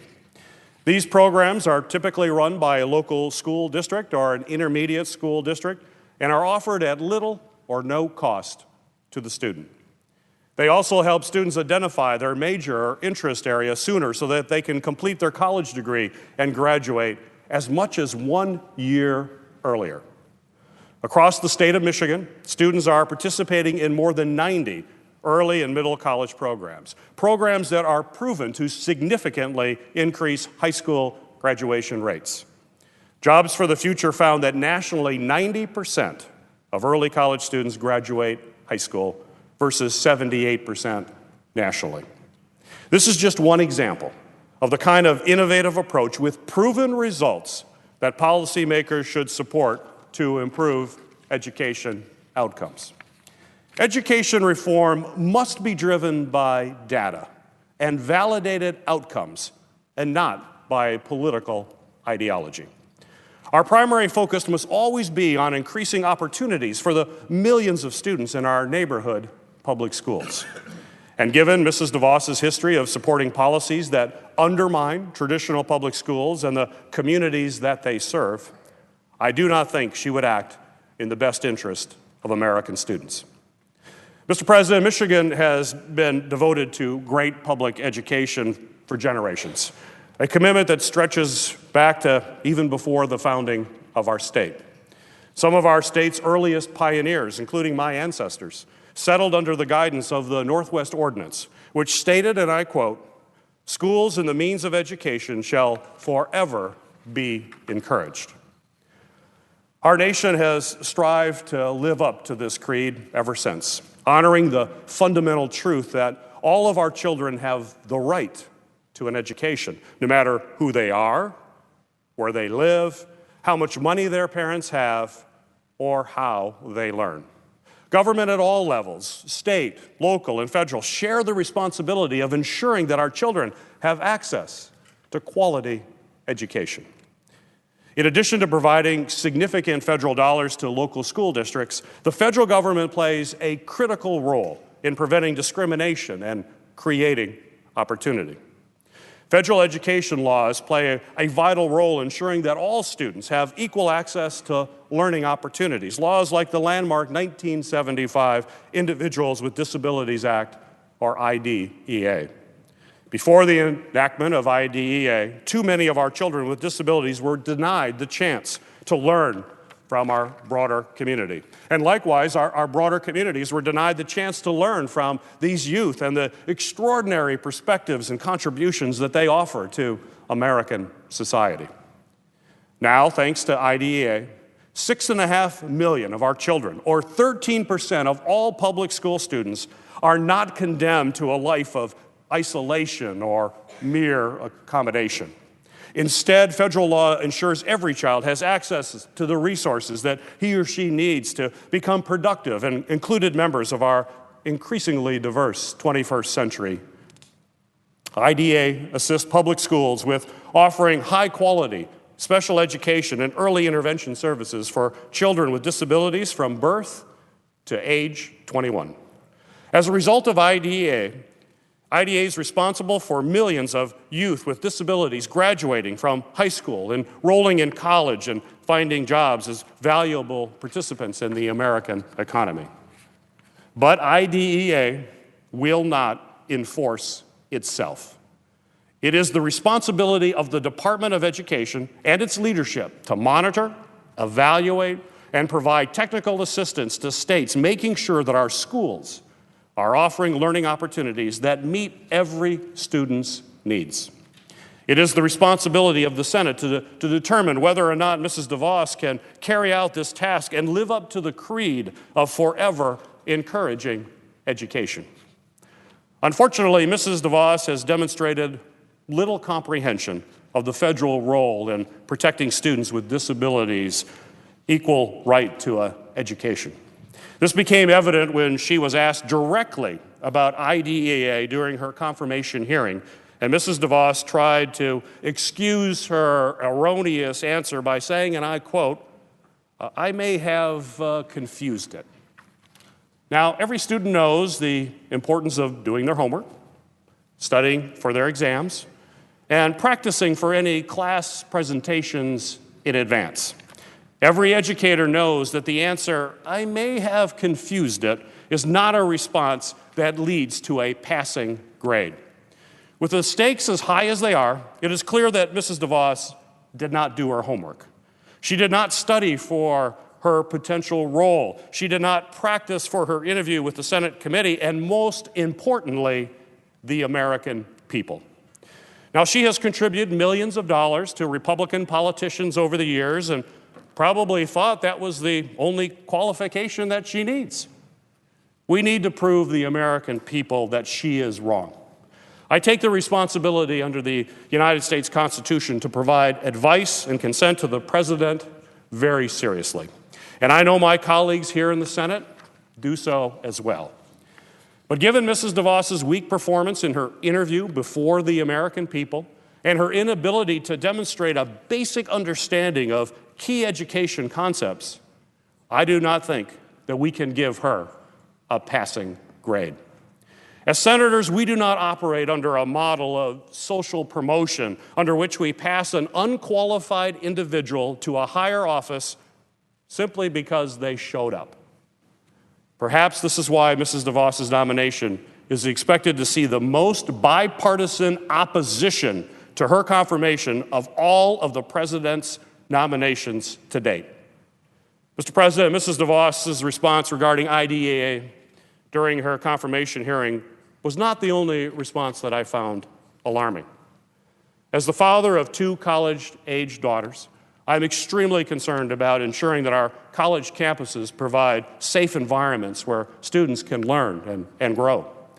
And I was shocked by a recent comprehensive report done by one school that found over 20% of female undergraduates experienced unwanted sexual contact.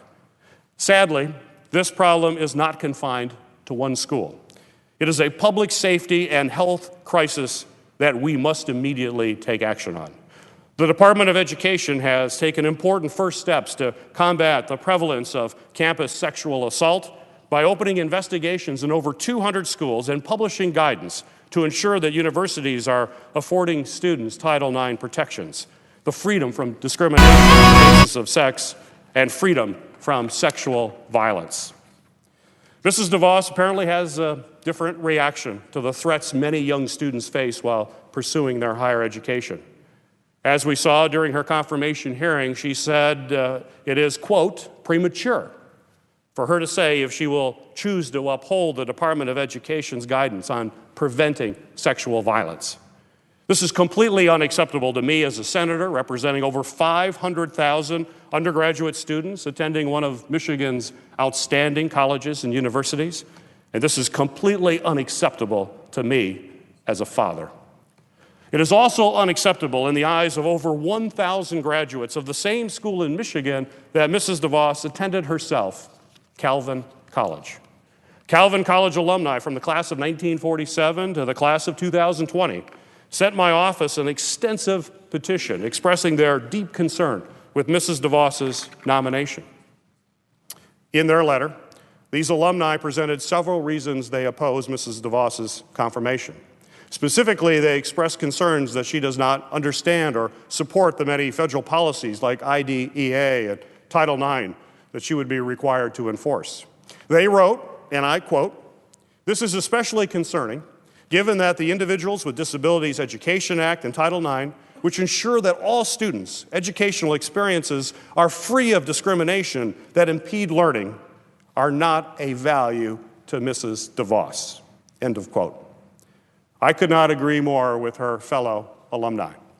My office has received over 8,000 calls in opposition to the nomination of Betsy DeVos, and I'm sure my colleagues have heard from thousands and thousands of their own constituents all across this country. The American people are making their voices heard, and they are telling the United States Senate that Mrs. DeVos is not the right choice to lead the Department of Education. I urge my colleagues to listen to their constituents who are forcefully rejecting Mrs. DeVos's misguided vision for neighborhood public schools in America. I will be standing with the people of Michigan and once again call on my colleagues to join the bipartisan opposition to Mrs. DeVos's nomination. Our children's future depends on it, and for their sake, please vote no. Mr. President, I yield the floor.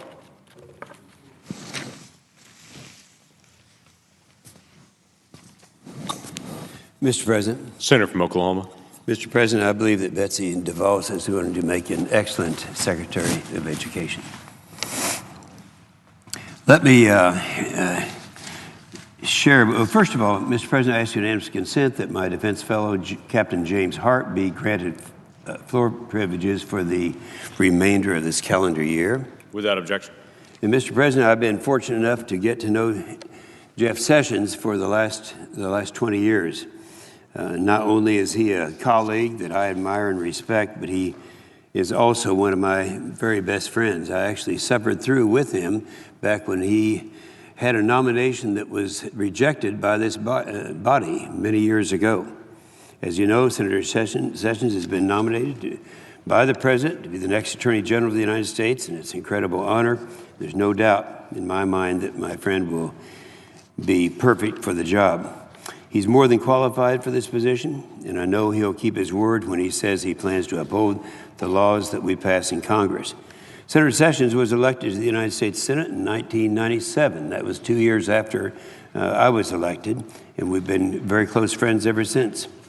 20 years now. We've known each other and worked alongside with both the Senate Armed Services Committee and the Environment and Public Works Committee. Those are the two major committees that we've been on, Mr. President. And he is seated just to my right at each one of the committees. And as the chair knows, you get to know a person pretty well when you've been sitting there these 3 or 4 hour long meetings. And so we've had that relationship with each other. Not only have we worked together, but we've also traveled and prayed together. You know, you really get to know someone when you work, travel, and pray together. When working, a person's mind is revealed. When traveling, a person's character is revealed. And when praying, a person's heart is revealed. And I've come to know Senator Sessions as a God-fearing family man who puts others before himself and has a deep respect for the rule of law. Family man. Every time he has a grandchild, his wife and my wife talk about our competing grandchildren. He helps those in need and makes sure that the legal system is protecting our citizens and holding criminals accountable. A person also only needs to look at the legislation and causes that he's championed to know him. He played a key role in fighting for fairness and funding for the rural HIV/AIDS patients when negotiating the reauthorization of the bipartisan Ryan White CARE Act. His advocacy brought funding to low-income, mostly African-American women who did not have easily accessible health care before. Senator Sessions has been an author and supporter of many pieces of bipartisan legislation, including protecting victims of child abuse, reducing prison sentences for those who were unfairly targeted, and helping the families of our fallen military personnel. As a member of the Senate Armed Services Committee, Senator Sessions has become a fierce advocate for keeping our country safe from terrorism, and he understands the risks that we face. In fact, Senator Sessions is tough on crime and is well suited to oversee federal law enforcement activities and assist local governments in their efforts.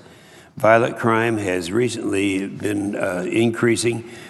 Furthermore, and I just found this out, Mr. President, that the shooting deaths of police officers has increased by 68% just last year between 2015 and 2016. That's pretty remarkable. And these trends are unacceptable, and Senator Sessions has pledged to reverse the course by strengthening the partnership between federal and local law enforcement and going after drug traffickers, aliens who violate the laws, and criminals who use guns to commit crimes. There's no question that Senator Sessions is qualified to do what he says he will and what the job asks of him. He has served as a United States attorney in Alabama in the Southern District, and he was also Alabama's Attorney General. So he clearly knows the job. He didn't have to be training.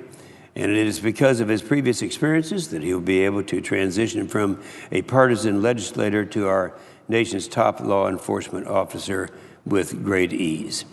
Countless groups of people have come out and support the nominee: the Fraternal Order of Police, the National Sheriff's Association, former U.S. attorneys, a former FBI director, current state attorneys general, and many more. All the law enforcement people are behind him, and there's a reason for it, because that's his record, and people are aware of it. So I'd like to take a minute to point out that it's crucial and cruel and unfair that people have tried to paint a picture of Senator Sessions as someone and something that he is not. I hate that this is something that needs to be said.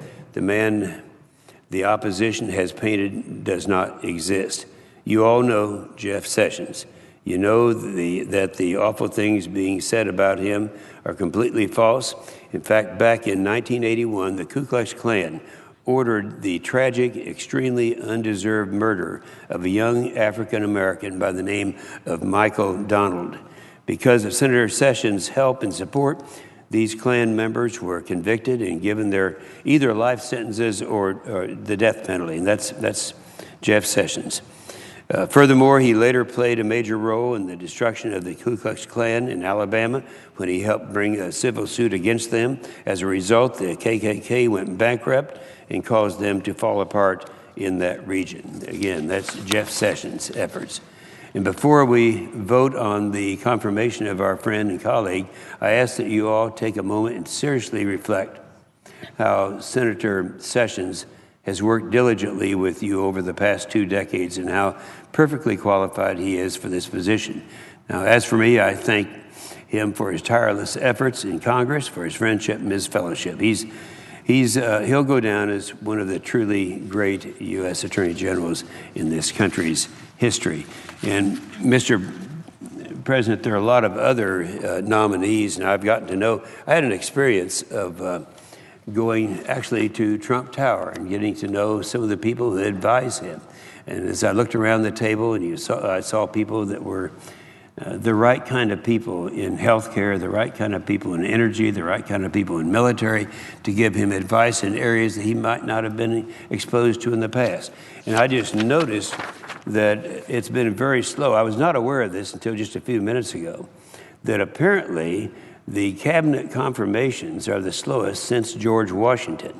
And that's something it's really wrong, and it's, you can criticize someone, but after a while, you just go ahead and you know that the votes are there, and you make sure that we go ahead and do it. Well, I would say this to the presiding officer, since he and I are both from Oklahoma, which is in the 10th Circuit, that last week President Trump announced that he is nominating Judge Neil Gorsuch of the 10th Circuit Court of Appeals to be the United States Supreme Court Justice.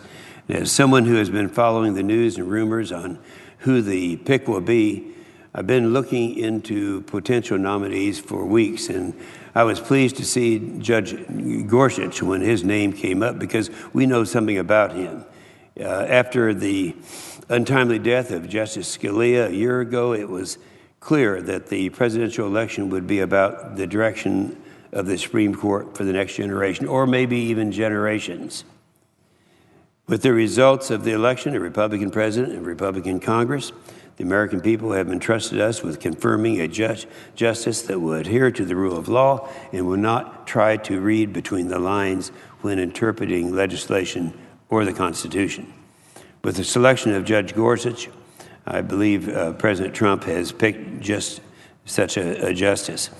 The president might not know or remember, but George W. Bush nominated Judge Gorsuch to his current position, and the Senate confirmed him unanimously by voice vote. We went back and looked at the record. No one had voted against him. The same guy that is up before us today, at this time. There's no question that Judge Gorsuch is qualified for the Supreme Court. He is a graduate of Columbia University, Harvard Law School, and of Oxford. He clerked for Judge Centelli of the U.S. Court of Appeals for the D.C. Circuit. He clerked for Supreme Court Justices Byron White and Anthony Kennedy, so he knows the job. It is no on-the-job training for him. He has been in private practice. He's been principal deputy to the Associate Attorney General and the acting Associate Attorney General at the U.S. Department of Justice. Much like the justice he is nominated to replace, Judge Gorsuch has become known for his writing style. One of his former law clerks said that his, quote, favorite aspect of the judge's writing is his ability to humanize disputes. It appears that Gorsuch has more in common with the late Justice Scalia than just writing abilities. He has said that, and this is the quote, assiduous focus on text, structure, and history is essential to the proper exercise of judicial function. That judicial philosophy has been borne out in his record on the 10th Circuit. My home state of Oklahoma is within the 10th Circuit jurisdiction, so we know him very well. Oklahoma is the home of Hobby Lobby. Everyone's familiar with what Hobby Lobby is, and it started out, and a lot of people don't realize this, but it started out when I was in the state legislature.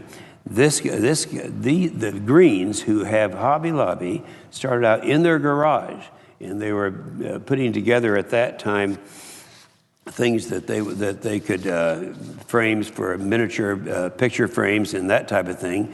And with a loan of $600, David and Barbara Green began making miniature picture frames. Now today, Hobby Lobby is the largest privately owned arts and crafts store in the world, with over 700 stores in every state except 3. The Greens are people of faith, and when they were facing fines under the Obamacare for not providing certain insurance coverage that violated their faith, they were faced with an impossible choice, and they took it to court, risking millions of personal dollars in doing so. In siding with Hobby Lobby against the Obamacare contraceptive mandate, Judge Gorsuch stressed the point that it is not for a court to decide whether the owner's religious convictions are correct or consistent, but instead the court's role is only to protect the exercise of faith. And the Supreme Court agreed. Again, Judge Gorsuch defended the Little Sisters of the Poor's religious beliefs in his dissent of the 10th Circuit refusal to rehear their case against the Obama administration regarding the same mandate Hobby Lobby was contesting. Time and again, Judge Gorsuch has defended religious expressions in public space. In addition to defending the First Amendment protection regarding the free exercise of religion, he is also skeptical of the idea that agencies should be given wide latitude when interpreting statutory language. In a recent opinion, Judge Gorsuch suggested that the precedent of the judiciary to give deference to agencies on statutory interpretations limits the courts when reviewing the legality of agency actions. Gorsuch believes it is for Congress to write the laws, to the executive to carry them out, and the judiciary to interpret them, just as our founding fathers had planned. I look forward to working to move Judge Gorsuch's nomination forward. He's going to be confirmed, and he'll make a great justice of the United States Supreme Court. With that, Mr. President, I yield the floor. Mr. President. Senator from Michigan. Before my colleague and friend from Oklahoma leaves the floor, while we disagree on the current debates in terms of voting, I just have to say, when I see him, I constantly thank him for his efforts last year as he worked with us for the community of Flint. And we're finally seeing some hope in terms of replacing and addressing lead contamination. And without the distinguished senator from Oklahoma, that literally would not have happened. And so we have things we disagree on and agree on, and on this one coming together with the families of Flint and particularly the children and the long-term impacts, you will always have a warm space in the hearts of all of us who care deeply about that issue. Thank you very much. Mr. President, I want to speak today about the nomination in front of us, Betsy DeVos. You know, Betsy DeVos's nomination is very personal to many people who live in Michigan, because Betsy DeVos is from Michigan. And her vision of education and her actions have unfortunately played a major role in undermining our public schools. Families all across our state can tell the story of her work with Michigan schools firsthand because they've seen it firsthand. They've lived it firsthand. And they all say the same thing. Democrats, Republicans, independents, people who live in cities that are big and small cities, and parents and teachers and principals and community leaders from across the state. Overwhelmingly, they've told me that Betsy DeVos should not be our next Secretary of Education. I can't believe everywhere that I go how people will stop me about this and how strongly people feel in Michigan about this. They're saying this because, among other things, she's pushed for policies that have made charter schools in Michigan less accountable and taken dollars away from public schools, where the vast majority of children get their education, in the process of that. policies that have hurt our children and put their futures at risk. I've gotten so many emails and phone calls and people involved in every which way, at the grocery store, out in public events, people coming up to me. But I just want to share a couple of emails. Chris, who's a teacher from Harperwoods, who worked as a teacher in the Detroit public schools for over 20 years, wrote and said to me, Betsy DeVos believes in school privatization and vouchers. She's worked to undermine efforts to regulate Michigan charters, even when they clearly fail. The marketplace solution of DeVos's will destroy our democratically governed community schools. Her hostility towards public education disqualifies her. Those are Chris's comments. In Michigan last year, state legislators put together a bipartisan plan, and our state legislature, House and Senate, is majority Republicans, and they put together a bipartisan plan to increase both funding and accountability for Detroit public schools. Mr. President, there's a lot of wonderful things happening in Detroit around businesses coming back to Detroit and economic development, but we have major work to do for our children in the schools. And so there was a huge effort that came together, bipartisan, to increase funding and accountability for the public schools, including charter schools. And it was a common sense proposal. Betsy DeVos led the effort to stop it, particularly the part that brought critically needed public accountability for-profit and nonprofit charter schools. Unfortunately, right now in Michigan, we have a system where anyone can apply to open a charter school. There are no statewide standards for revoking a charter, and taxpayer money is sent to them with virtually no public disclosure requirements. And for example, we have for-profit charter management companies that say they are private businesses, and therefore, even though they're getting public money, they say they are private businesses and they should not have to comply with a series of disclosure requirements regarding teachers and other information that, frankly, parents would want to know and taxpayers have a right to know.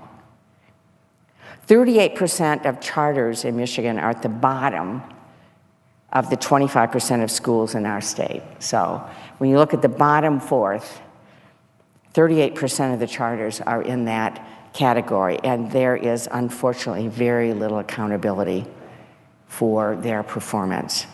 And sadly, precious taxpayer dollars have been taken away from public schools, neighborhood schools, to fund these charters. And when it comes to funding for public schools, she won't commit to protecting the critical federal dollars that serve our children. One mom, Hillary Young, from Detroit, came to Washington to watch the confirmation hearing on Betsy DeVos in the Help Committee. She wrote to me, she said she was not impressed and told a group of parents afterwards, as a parent, I can't stand silently and watch other children be subject to similar circumstances to my child in Detroit. My sixth grader was without a math teacher for over half the year last year because of funding reductions. The effect of DeVos policies is not parents voting with their feet to go to better schools, it's children bearing the burden for fixing the education system they're supposed to be served by.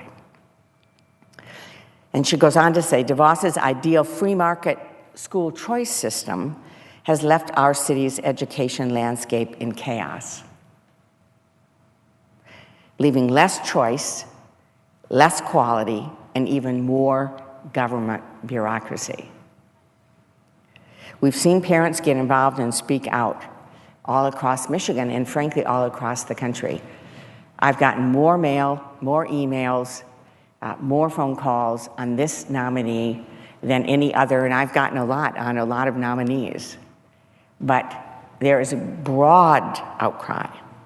People like Kathleen, who's a farmer and a grandmother, from Farmington Hills, who wrote to me, "We have 15 grandchildren who are in the public school system, and we are terrified that there will be no more public schools and that the quality will be far inferior to charter and other private schools.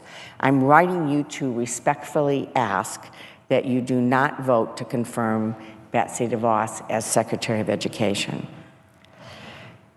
And I'm deeply concerned about what we heard in committee about her views on special education. In the HELP hearing last week, she suggested that states should decide on whether or not to enforce IDEA, the Individuals with Disabilities Act, that has been such a landmark, opening doors of schools in every neighborhood across our country for children with disabilities. This law was enacted in 1975 and makes sure that children with disabilities have the same educational opportunities as other children. My nephew Barry, who has now gone through the special education system in Michigan, is a wonderful young man with Down syndrome. And I've seen personally how important that was for him to be able to go on now and be successful in the community, as a part of the community. And it is a very important civil right, frankly, for children with disabilities, as well as an essential part of our educational system. Now, Betsy DeVos, after her hearing, followed up when she was asked about special education. She followed up with a letter days later and wrote about, quote, expanding the conversation about school choice opportunities for parents of children with disabilities. But she didn't say anything about helping those in traditional public schools or helping students in the schools that they are now. Mr. President, for me, this is not about politics or partisan messaging, or even charters or private schools versus traditional public schools. It really is about what's best for our children and for our country. Families in Michigan and all across the country know this. Tens of thousands of people have called me over the last few weeks and sent emails and letters. Who we choose to be the Secretary of Education doesn't just affect the over 50 million children who attend public elementary and secondary schools. It affects the future of our country. And it's a fundamental difference in views. A competitive free market system with winners and losers works in the private marketplace. I support that. Businesses open, they compete, they don't do well, they close, or they do very well and they go on and they grow. That's a strength in our country. But it doesn't work for educating our children because we can't afford losers. We can't afford losers when it comes to something as basic as fundamental education and creating opportunity for our children in the future. We need to provide every opportunity for every child to work hard and succeed. You know, I support having choices. I support magnet schools and public charters. I did that as a state senator. Other choices that are great opportunities for children. If there are equal standards and public accountability for taxpayers' dollars, and parents can have confidence in that accountability. And if it's part of the public school system, the public process, and only if they are in addition to quality neighborhood schools in every neighborhood, in every zip code. It's not just a slogan to say it shouldn't matter where you live, what kind of opportunity you get, or your child has. And that is becoming more and more true. It certainly is in Michigan, where this philosophy has been a test case, and we are seeing it across the country. We can't afford losers. A winners and losers system is not good enough for our kids. Betsy DeVos has a record of working against the vision of accountability and standards and choice within a system where every child has a quality neighborhood school in their neighborhood, in every zip code.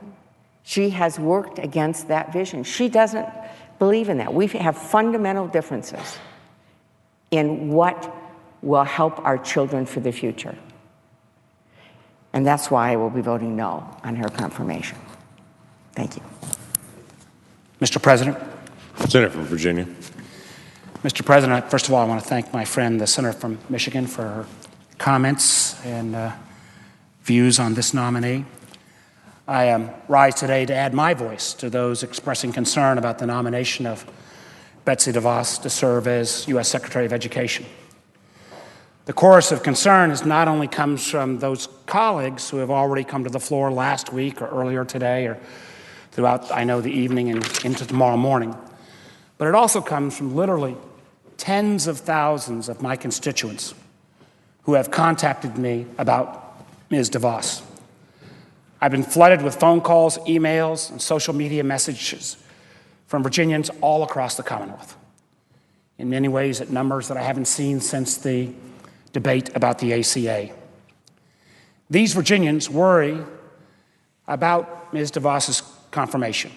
They worry that what it would mean for our children, our students, and for progress towards proving and providing every child with a quality public education, regardless of their zip code.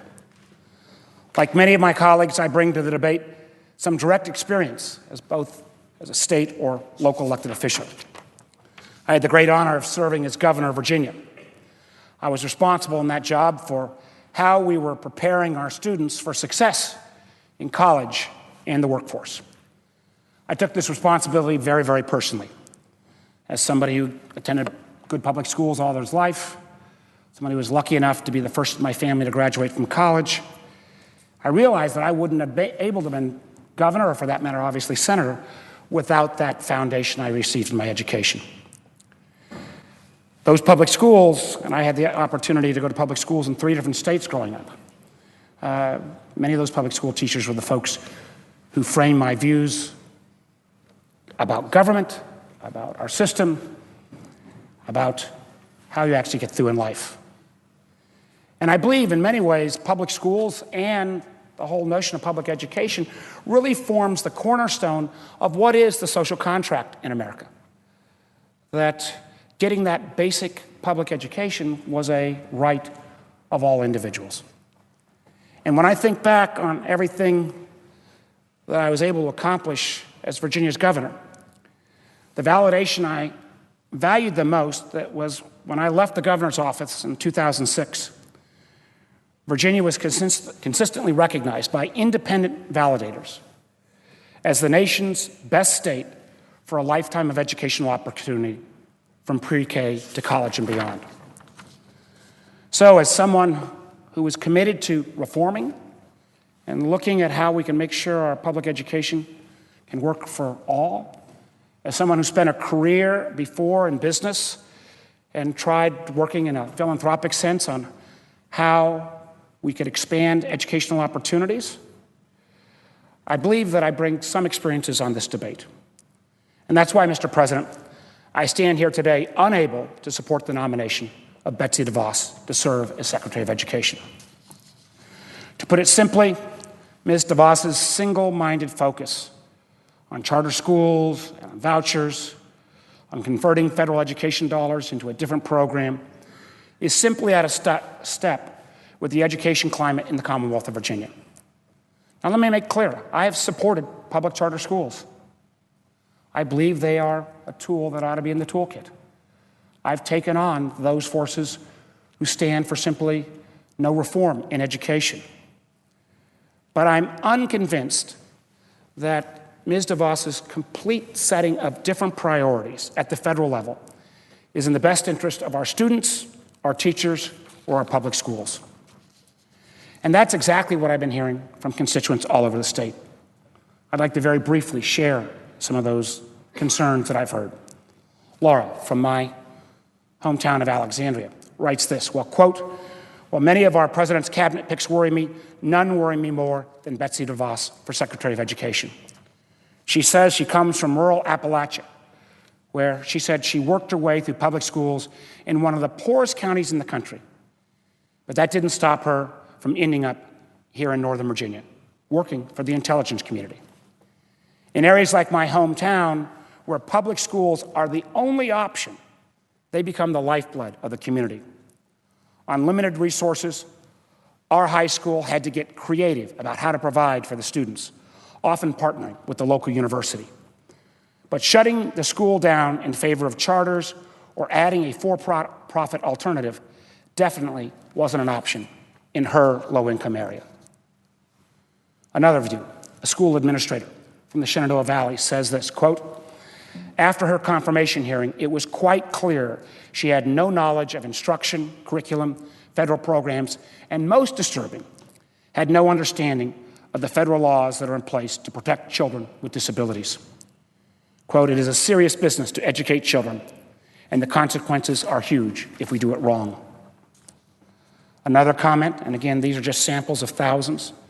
Olivia, a teacher in Williamsburg, shared this, quote, "I see so much potential in my students every day, and I feel very energetic as a young teacher about the opportunities that I know our public schools are providing already and are capable of providing in the future." She said she was concerned for her LGBT students, for low-income students, and for the future of myself and my colleagues as public school educators trying to do good for our students. Mr. President, I have received thousands of similar heartfelt messages from every corner of Virginia. Now, I welcome this level of public attention and citizen engagement. And sometimes, as the president's nominees have come forward, I voted for many of them, much to the consternation of some folks.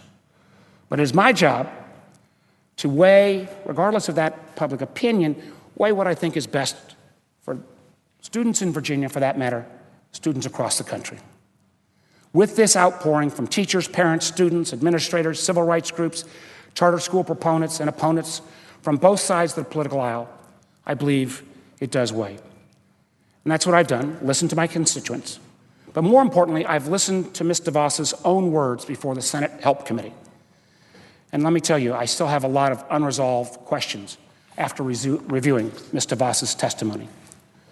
For starters, Ms. DeVos did not demonstrate that she understood the Individuals with Disability Education Act idea.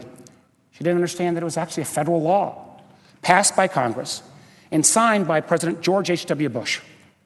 Contrary to the impression that Ms. DeVos seemed to have at her confirmation hearing, saying that somehow complying with IDEA was simply a voluntary measure. That is not right. It's not the law. And boy, oh boy, did that frighten a whole lot of parents whose kids have special needs, and without IDEA would not have those needs met. They're concerned that Ms. DeVos's seeming lack of familiarity with IDEA is indicative of how, if confirmed, her Department of Education would fail to protect the rights of these children and every child to a free and appropriate public education that allows even kids with special needs to flourish. Another area under the Department of Education's jurisdiction where I have concerns about Ms. DeVos's commitment and level of understanding is campus sexual assault compliance and enforcement. Since 2014, I've been proud to support bipartisan legislation led by my colleagues, Senator Gillibrand and Senator McCaskill, the Campus Accountability and Safety Act. At the end of last Congress, this legislation had the support of more than 1/3 of the United States Senate, as well as a broad coalition of advocacy groups, law enforcement organizations, and many of our leading colleges and universities. The Department of Education's own Office of Civil Rights has also played a very important role in initiating and conducting Title IX investigations. So you can understand why many folks, including myself, were concerned when Ms. DeVos did not demonstrate any depth of knowledge about the difference of opinion surrounding particular policy issues related to campus sexual assault. Similarly, when asked a basic principle of education policy related to measuring students' achievement, Ms. DeVos was not able to articulate an understanding of the difference between growth and proficiency. In the same vein, and while this has become the subject of late-night comedy, I think it is a very serious matter. Ms. DeVos was not able to clearly express her understanding or her commitment to enforcing the Gun-Free School Zone Act, which, again, is federal legislation also signed by President Bush, where compliance is not an option. These are federal fundamental tenets of federal education policy, not some obscure metrics, not small bills that languished in committee or small compromises. These are the principles and cornerstones of federal education civil rights policy, and they could not be more central to the Secretary of Education's core responsibilities of safeguarding students and civil rights. For all those reasons and others, I'm not able to support Ms. DeVos's nomination to be Secretary of Education. I know, Mr. President, you've had to hear a number of these comments. I hope that if she is not confirmed, the President will send down an Education Secretary nominee that brings more mainstream views to this very important issue. Those of us, at least me, I'm all for education reform, but it's got to be led by someone who will always put the needs of our kids and making sure they all get a fair and appropriate education is guaranteed. With that, Mr. President, I yield the floor. Mr. President. Senator from New Mexico. Mr. President, I am deeply disappointed by the qualification of President Trump's nominee to be the leader of our Department of Education. Betsy DeVos has clearly shown a disregard, even a hostility for the public school system. So I stand with the thousands of parents, teachers, and students of New Mexico in fighting to stop her confirmation. Simply put, education is too important to New Mexico's children, to our state's economy, to have a Secretary of Education not fully invested in the success of our public schools. As someone who grew up going to public school, who is sending my own kids to public schools, I am deeply troubled by Betsy DeVos's record on privatization, which goes well beyond simply voicing support for vouchers and private school. Ms. DeVos has been a key player in the well-moneyed effort to privatize and siphon funds away from public education, and she has time and again undermined the teachers that we all rely upon. It appears as though Betsy DeVos's most notable experience in education is spending her career and her fortune advocating for policies that divert public tax dollars away from public schools and into private schools. I cannot support a nominee who wants to weaken the kinds of public schools that so many New Mexicans rely on. The privatization policies pushed by Ms. DeVos would be especially damaging to rural New Mexico, where there are few options to begin with. It's not uncommon for students to travel more than an hour to get to and from school in those parts of the state. School administrators often wear multiple hats, sometimes running the after-school program or driving the local school bus. In rural areas in my home state, the public school is often the only choice, and there simply aren't enough students to support the kinds of for-profit private schools that Ms. DeVos wants to replace them with. Having a Secretary of Education who has spent her entire career pushing a privatization agenda is not reassuring to New Mexicans and is at odds with the needs of the students and families across my state. Further, I do not believe that Ms. DeVos understands the federal government's trust responsibility in serving Native American students. Given Ms. DeVos's rushed nomination hearing in the Help Committee, senators were given very little opportunity to question her about her understanding of tribal issues and impact aid. So I'm concerned that she will push her privatization agenda in these areas as well. For example, Zuni Public School District is a small rural district in western New Mexico. Earlier this week, their school board sent me a letter asking that I oppose Ms. DeVos' nomination. I want to take a moment and I want to read a few passages from this letter. Quote, "The beauty of the United States public school system, unlike many in the rest of the world, is that we take everyone who walks through our doors and love every child who sits in our desks without question. This board, therefore, stands by all of our students, no matter what color or ethnicity, regardless of their creed, every child who identifies on the spectrum of LGBT or Q, every child with either a physical or learning disability, or both, every child who speaks a second language, every immigrant child, as well as every Native American child who can trace their lineage in this land back thousands of years. Every child who sees their education as the bridge between their most ardent dreams and their most hopeful futures." These are powerful words, and I fully support and thank the Zuni Public School District for speaking out on this matter. We should all be this concerned. Mr. President, I ask unanimous consent that the entire letter from the Zuni Public School Board be included in the record following the rest of my remarks. Without objection.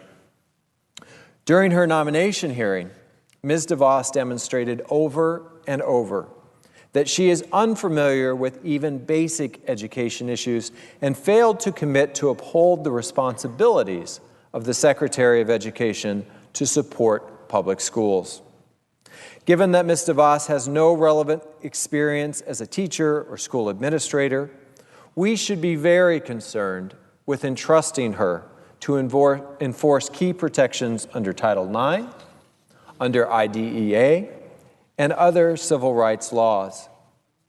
In particular, Ms. DeVos's lack of commitment to the Office of Civil Rights within the Department of Education, combined with the fact that she and her family have donated enormous sums of money to organizations that are anti-LGBTQ, women's rights, anti-Muslim, is simply troubling.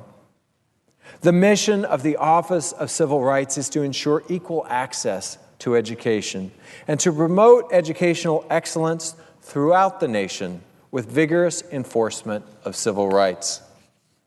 During her nomination hearing, Ms. DeVos would not commit to continuing the office's policies that are making our college campuses safer by focusing on prevention and response to sexual assault.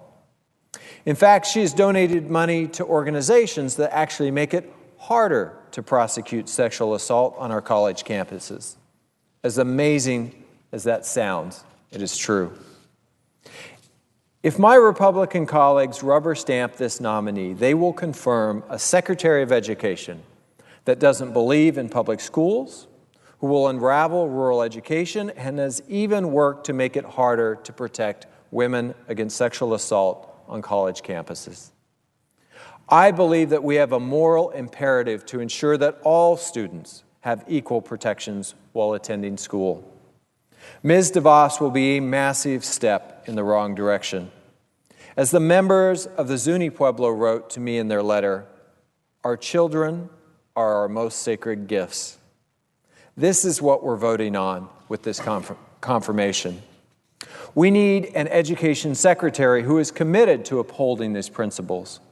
We need an education secretary who is committed to ensuring that every student has access to quality education, regardless of their background or their zip code, regardless of their ethnicity or their religion, regardless of their gender or sexual orientation. In the last few weeks, my office has fielded thousands of calls and letters asking me to oppose this nomination. I've heard from more than 8,000 constituents on this one topic alone, many of whom called as parents, as teachers, some as students. That's more than any other Trump nominee that we have considered to date. Never has an education secretary nomination received so much attention and opposition. And Mr. President, I stand with the thousands of parents, of teachers, and of students across the country and in my home state of New Mexico fighting to stop this nomination. And I would urge my colleagues to join me in voting no. Mr. President, I would suggest the absence of quorum. Clerk will call the roll. Mr. Alexander.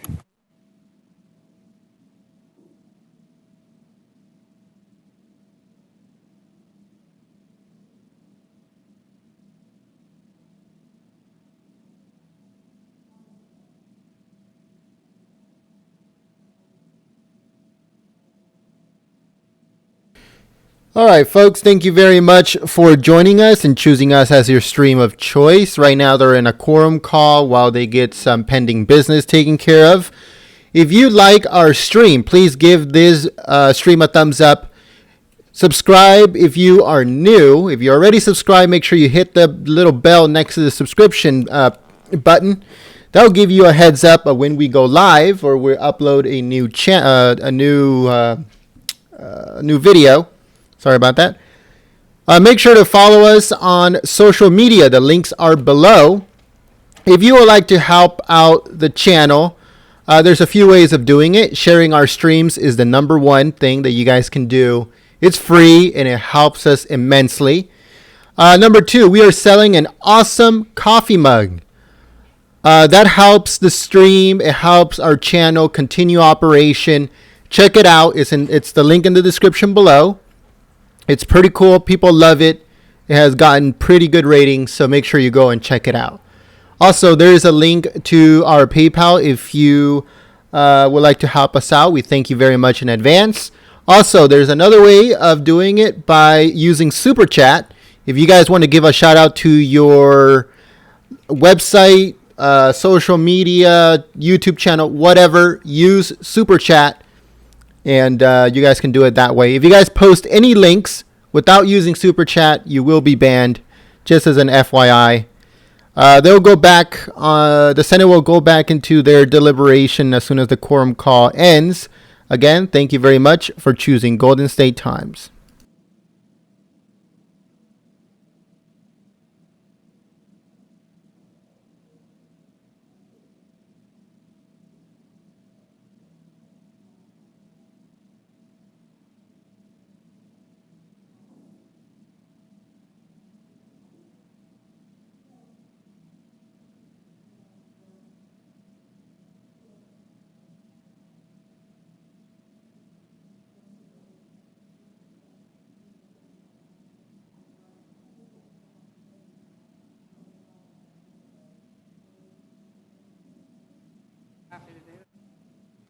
Ms. Baldwin.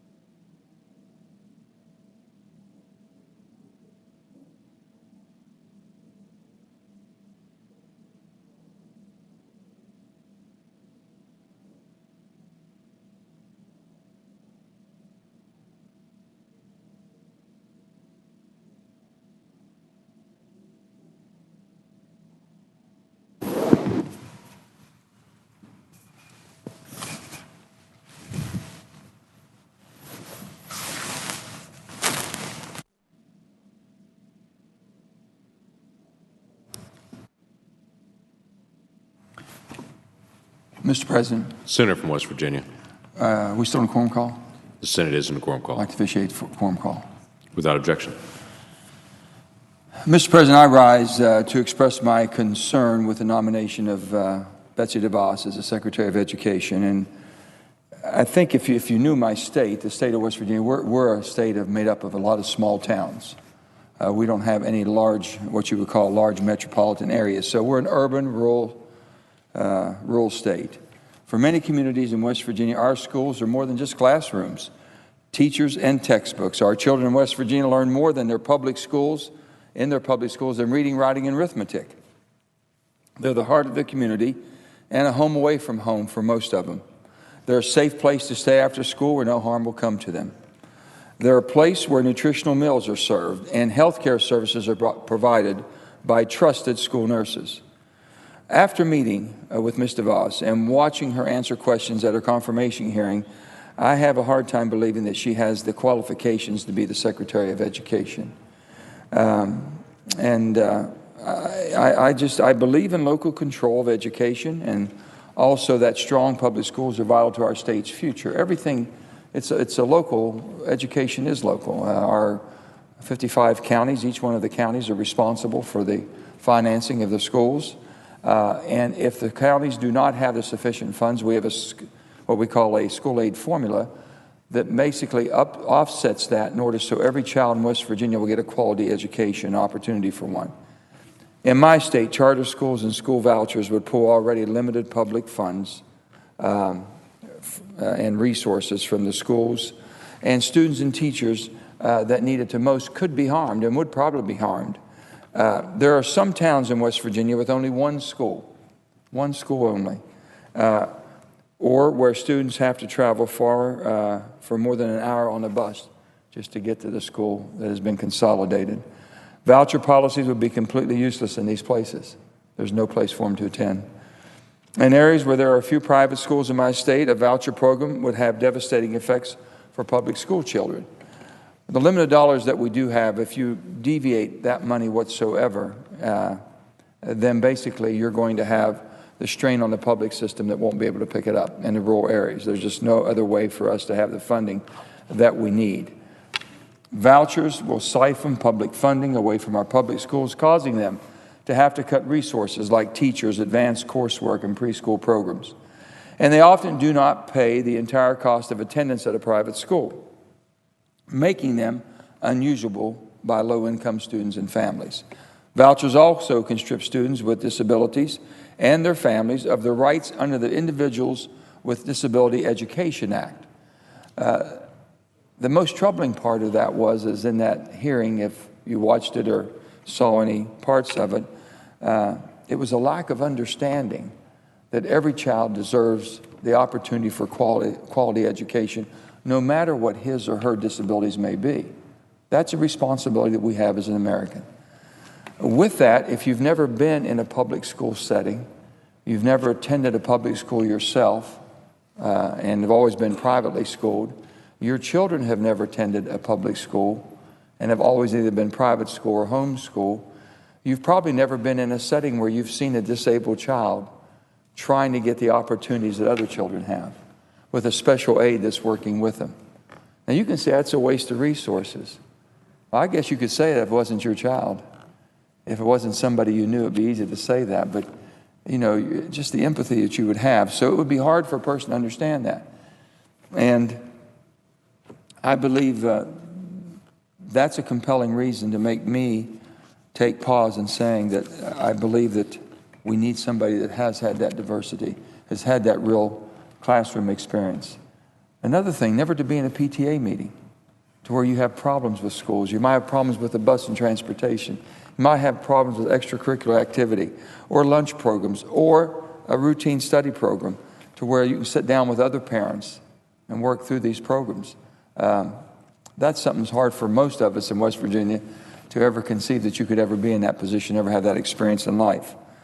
I believe communities in West Virginia know our students' needs better than someone who really never attended or worked in the public school system. Many West Virginians have called and written to me expressing their concern about Ms. DeVos. I have a letter I want to read from Diane from Marion County, my home county, We've got hundreds and hundreds and hundreds of letters that have come in. Diane writes, I'm asking you to vote against the confirmation of Mrs. Betsy DeVos as Secretary of Education. As an educator with 44 years of experience in public schools, I recognize we have many issues. But I also know we do much that is right for children. Educators no longer simply teach core content. We know that children can only thrive if their social, emotional, and physical needs are met. The whole child is now the focus of every teacher, and teaching has become a very difficult but a very rewarding job. Educators need and deserve a Secretary of Education that knows and understands the tremendous responsibility each of us has accepted. We do not have the time to get the leader in step with us. We need and deserve someone who understands how policies can impact what we are able to do for our children. We need and deserve someone who understands the value of academic growth versus proficiency. We need and deserve someone who understands how important it is to send food home in backpacks because our children will not eat during a weekend or holiday break. I want to stop right there and give you a personal experience. When I was governor of the state of West Virginia, I always would go around to the schools. The school usually told me what was going on in the community. I would always go to the cooks because they really had the pulse of the school. And this was May, and school was getting ready to let out for the summer. And one of the cooks was crying in the kitchen. I couldn't figure what was wrong. I went back and tried to console her and talk to her, and I says, can you explain, why are you so upset? You're just about, out for the summer. She says, I know these little kids aren't going to eat much this summer. She wanted to stay and cook through the summer, have all year so the kids would have nutrition. That tells you what we're dealing with in an awful lot of rural settings. We need and deserve a leader who knows, and almost every teacher utilizes, his or her own personal funds to buy pencils, paper, classroom supplies, and instructional materials for our students because the budget for what our children deserve is not given to us. That's the strain we already have on the system now. Put any more strain on that by taking funds away, it makes it almost impossible. My request is not politically motivated. My request for you is to vote against Mrs. DeVos. About the teachers I work with in Marion County and across West Virginia, one of the pillars of a great civilization is education. Although the American system of education is not perfect, we are still envied by many nations. Education is a hope for children of poverty as well as those who have economic security. Please encourage President Trump to seek out a former or current state superintendent of education or a chancellor of higher education or anyone with the knowledge to walk in step with us as we make a brighter future for our children. During her hearing, Ms. DeVos demonstrated a lack of the knowledge about the basic issues in public education, including the debate about how best to measure student progress. She also did not appear to have a solid understanding about the amount of student loan debt in this country, which is now the second largest source of consumer debt in the United States, surpassed only by home mortgages. Not only does she lack the institutional knowledge, but she has no personal family experience with the student loan system or any experience running a major loan program, like the one she would be in charge of as Secretary of Education. This leads me to believe that she would be unable to run the program effectively and efficiently. And what I've said and spoke to other people about, I understand, and I think most of us have been in Washington long enough to understand how the system works. Even though the person would have the greatest of intent, the most honorable of intent, wanting to do a balanced job, but if they've never had the experience, and basically they're charged with setting up programs that basically is supposed to incentivize schools, school districts, states. Those programs are not going to lean to where they have no knowledge. Those programs will go to where they have the most knowledge and the direction their policies they believe in. With that being said, the incentives will go in that direction. The incentives go in that direction. It pulls further resources away from a rural public education system.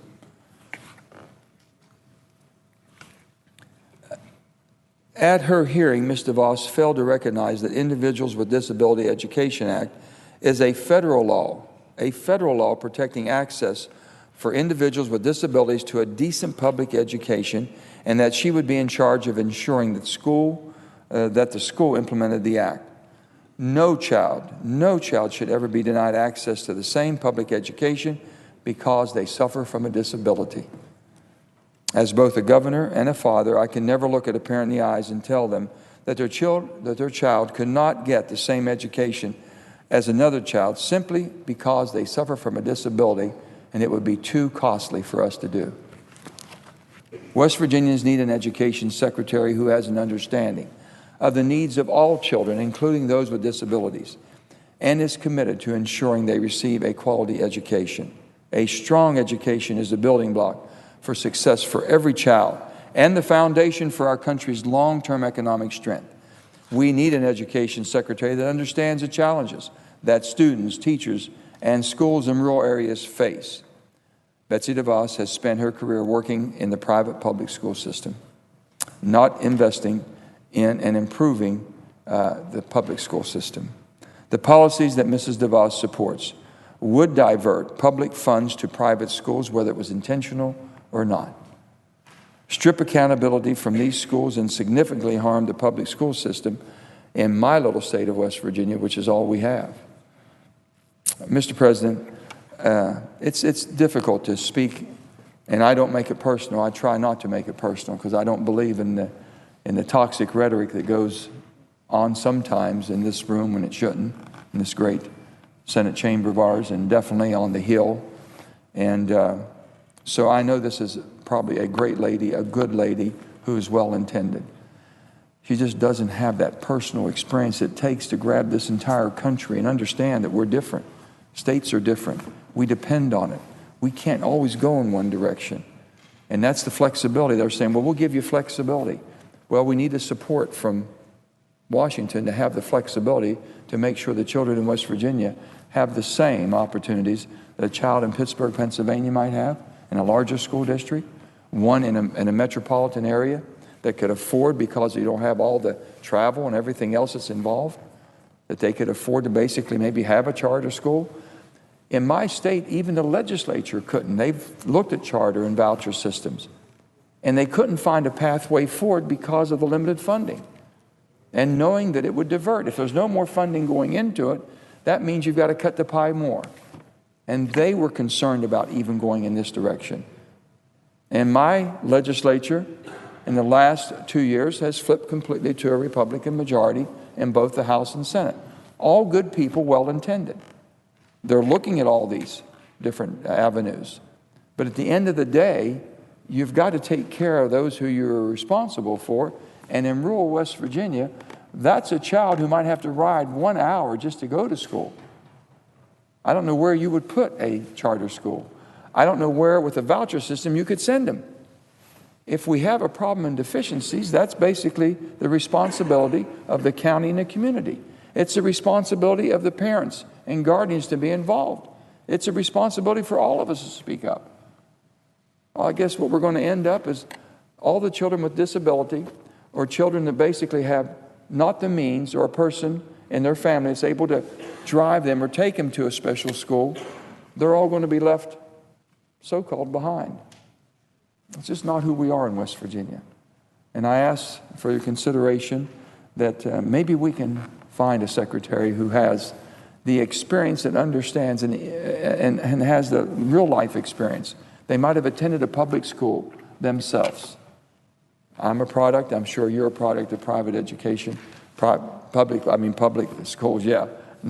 Wasn't a lot of private in Oklahoma or West Virginia. But we are a product of the public school systems. Probably more than likely rural public school systems. We did pretty well with them. People cared. We had to give a little bit and make some sacrifices, and we did that. But the bottom line is that there was no options. We made the best out of what we had. And these kids aren't going to have options. The majority of kids in West Virginia or Oklahoma won't have those options. And you better make sure that school system you have in that rural setting, a public school setting in a rural setting, is giving that child every opportunity that he and she can excel.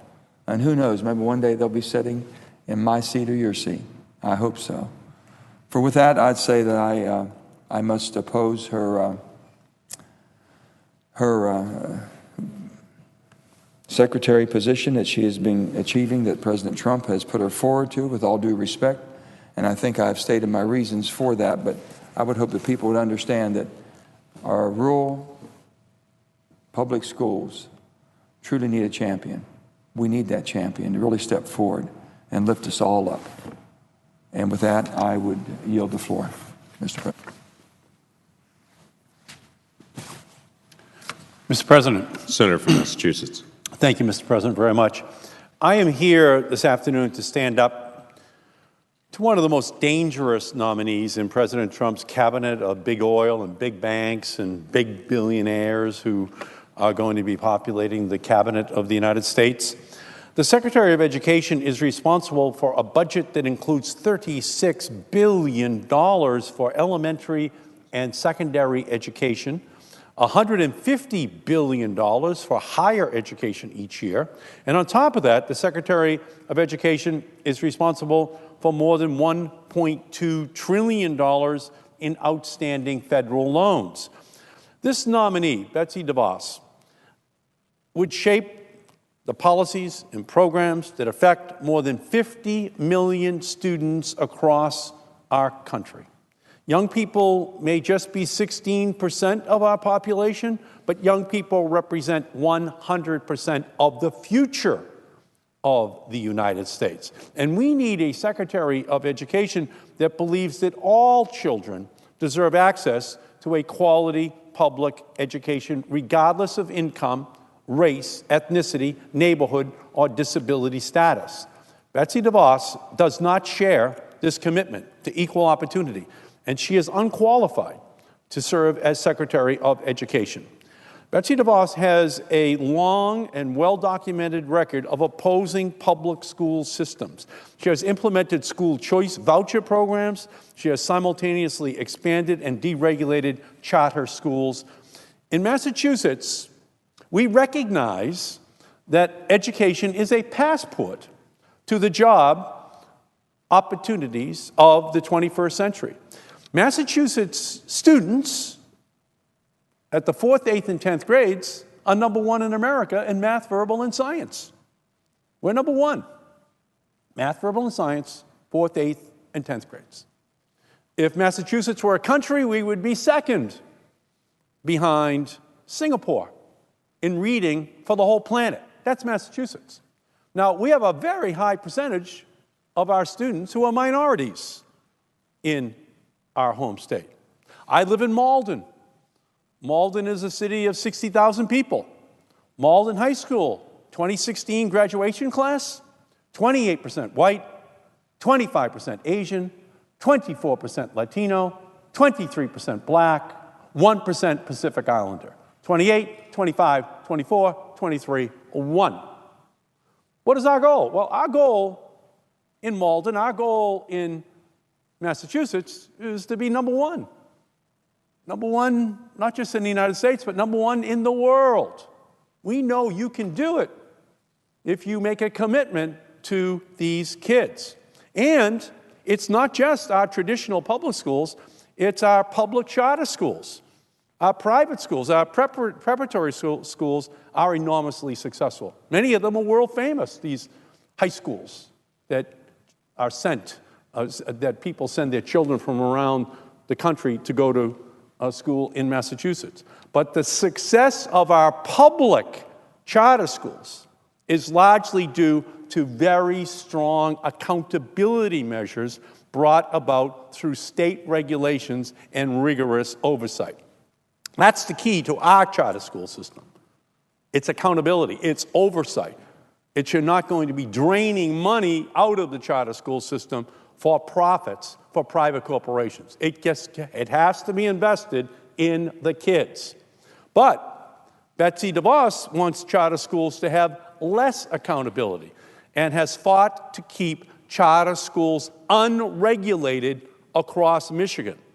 When the Michigan State Legislature introduced a bipartisan bill that would have expanded oversight of charter schools, Betsy DeVos stepped in. She and her family donated $1.45 million to state legislators in order to strip the helpful oversight accountability language out of the bill.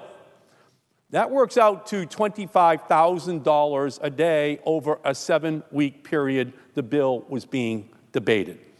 Betsy DeVos and her unlimited funding ultimately succeeded in blocking the common sense accountability legislation, and the students and families of Detroit were denied the key protections and oversight that their schools needed.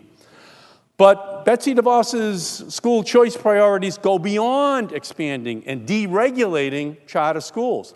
She has pushed for voucher programs that would use taxpayer money, your money, to pay for a child's private school tuition. Under a national voucher system, the funding that would normally go to local school districts would instead be diverted away from public schools towards the for-profit private institutions. In addition to the private schools that benefit from a voucher system, 80% of the charter schools in Michigan are run by for-profit companies, a much higher percentage than any other state. And these companies are focused first and foremost on making money. We don't allow this to happen in Massachusetts. We have only one goal, and that is to be number one. That money must stay in the school system, especially if you're trying to educate a minority population, which is the future workforce of our country. That's key. They don't come from the traditional backgrounds in many circumstances.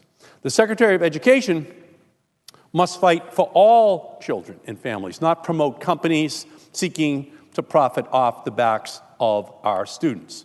Not even Michigan, the state where DeVos and her family money have tried to exert the most influence over education policy, has implemented a statewide voucher system. Despite spending $5.6 million on a campaign to promote school vouchers, the DeVos family failed to amend Michigan's state constitution. If Betsy DeVos is allowed to expand her school choice policies across the United States, it would be devastating for our students and for the future of our country. Her ideas are too extreme. They will not work for our students or for school districts in our nation. I also share serious doubts that Betsy DeVos will support all students in America. The Individuals with Disabilities Education Act is the primary federal law that ensures that all students in every state have access to a free and appropriate public education, regardless of physical or mental handicaps, learning or attention disorders. This law covers students who are blind, deaf, vocally or mobility impaired, and those with autism or ADHD. Congress passed the original form of IDEA in 1975. It is a bedrock law in our country.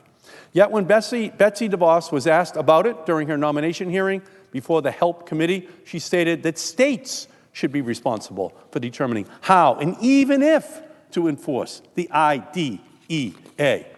Now remember, IDEA goes right to the heart of what we're going to do for those kids with disabilities.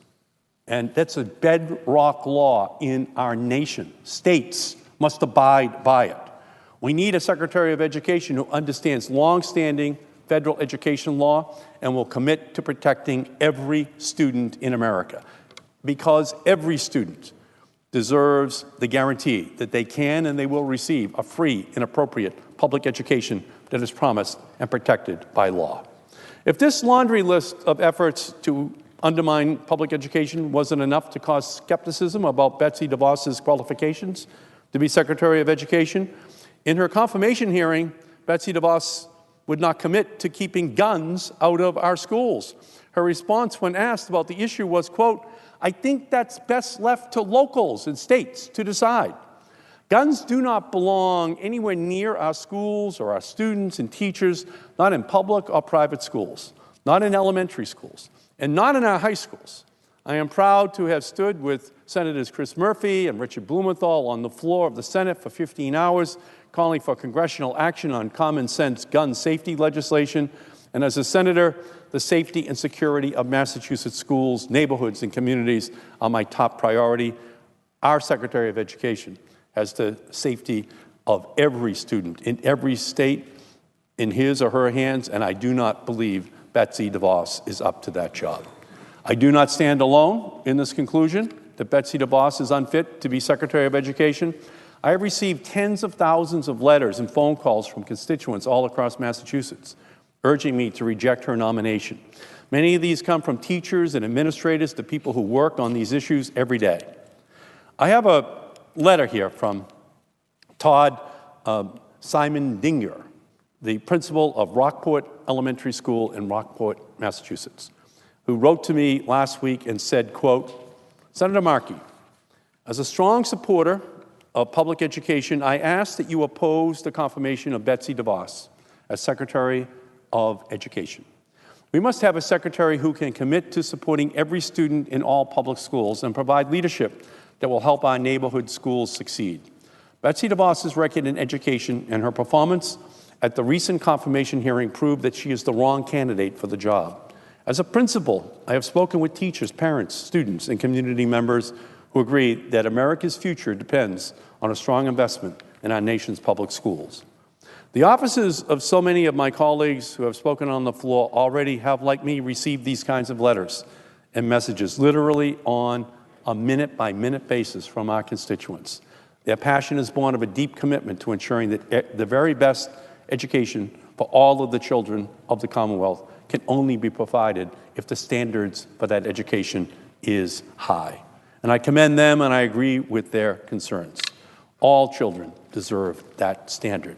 And so from my perspective, you can't have a more fundamental issue before us, this privatization of the public school system in America, the voucherization of our public school system in America.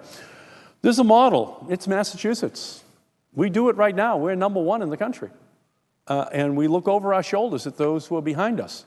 But it's a standard that basically says we are going to invest in the public schools, in the charter schools. We're going to make sure that they have the highest possible standards.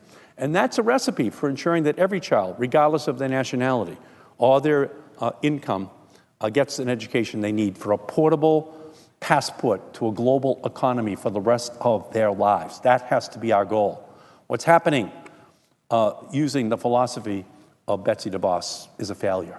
It's a proven failure. We already see the results. What's happening in Massachusetts, what happens in implementing the standards of the laws that we already have on the books across our country, it points us in the correct direction.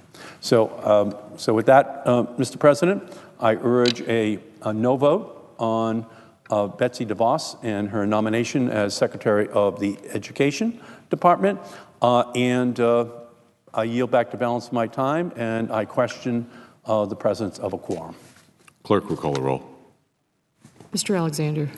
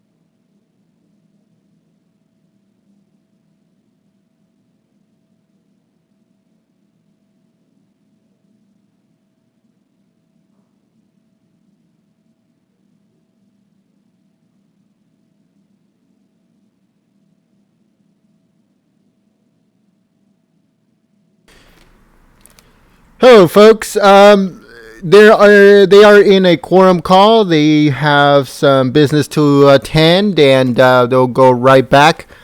We are going to upload 2 videos today, and I'm going to have to shut this down in a few minutes just to be able to record those videos. And if they're still on after I'm done recording and posting, then we will go back online. But for right now, in the next probably 10 minutes, I'm going to have to shut down the stream, record the videos, upload, and then we'll go back to this stream. Thank you very much for understanding. Make sure you guys click that subscribe button, and so you can get notification of when we go live. And if you click the bell right next to it, it will give you a heads up just a few minutes before. So make sure that you guys subscribe and hit that bell. Thank you very much. And also check out the mug that we're selling. It's in the description below. I've gotten pretty good critiques from it, so make sure you check it out and pick one up if you can. Thank you very much. It helps out the channel, and it keeps us live. Thought that the game was over. We in Massachusetts, we in New England, we have our own model. In Belichick, we trust. In Brady, we trust. We knew that it was not over. We knew that there was still hope. We knew that there was a plan that could be implemented that would ensure that the Patriots once again would prevail. And so I thank you, Mr. President, for giving me this opportunity to be recognized on this most important of all subjects. This incredible Patriots victory has brought joy to people all across New England.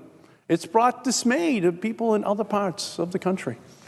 They still continue to be mystified about this incredible team and the incredible leadership that those 3 great leaders provide.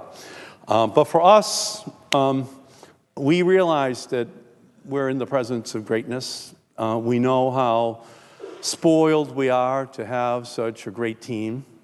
And I just wanted to rise and congratulate the New England Patriots. Their leadership of Bob Kraft, Bill Belichick, Tom Brady, but all of this team, because their motto is a very simple motto. It says, do your job. And that's what every Patriot did last night. And because they stuck it out through every single play, at the end of the day, they were able to enjoy that historic victory. And so for my part, I can't be more proud of any group of New Englanders. It was just a fantastic victory. As a season ticket holder, when I was 19 years old, when it was 7 games at $6 a piece, $42 as a season ticket holder at Fenway Park, you can imagine how almost impossible it is to believe that we have reached such a stage where even those who have been critics of the Patriots now are forced to recognize that Bill Belichick is the greatest coach of all time. Tom Brady is the greatest quarterback of all time. And the Patriots, led by Robert Kraft, are the greatest franchise of all time. And we are very proud that that victory last night cemented that place in history. And once again, I just want to congratulate each and every one of them, and especially the Patriots fans who through thick and thin have been with that team every step of the way. And with that, Mr. President, I yield back the balance of my time. The presence of a quorum. Clerk would call the roll. Mr. Alexander.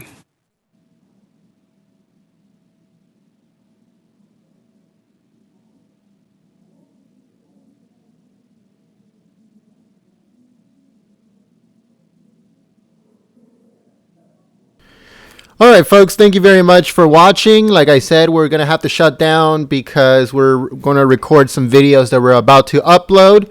So make sure to stay here with us. If this is still going on by the time we're done uploading, then we'll go back to the stream. Thank you very much for watching Golden State Times, and I hope to see you guys here on the next stream.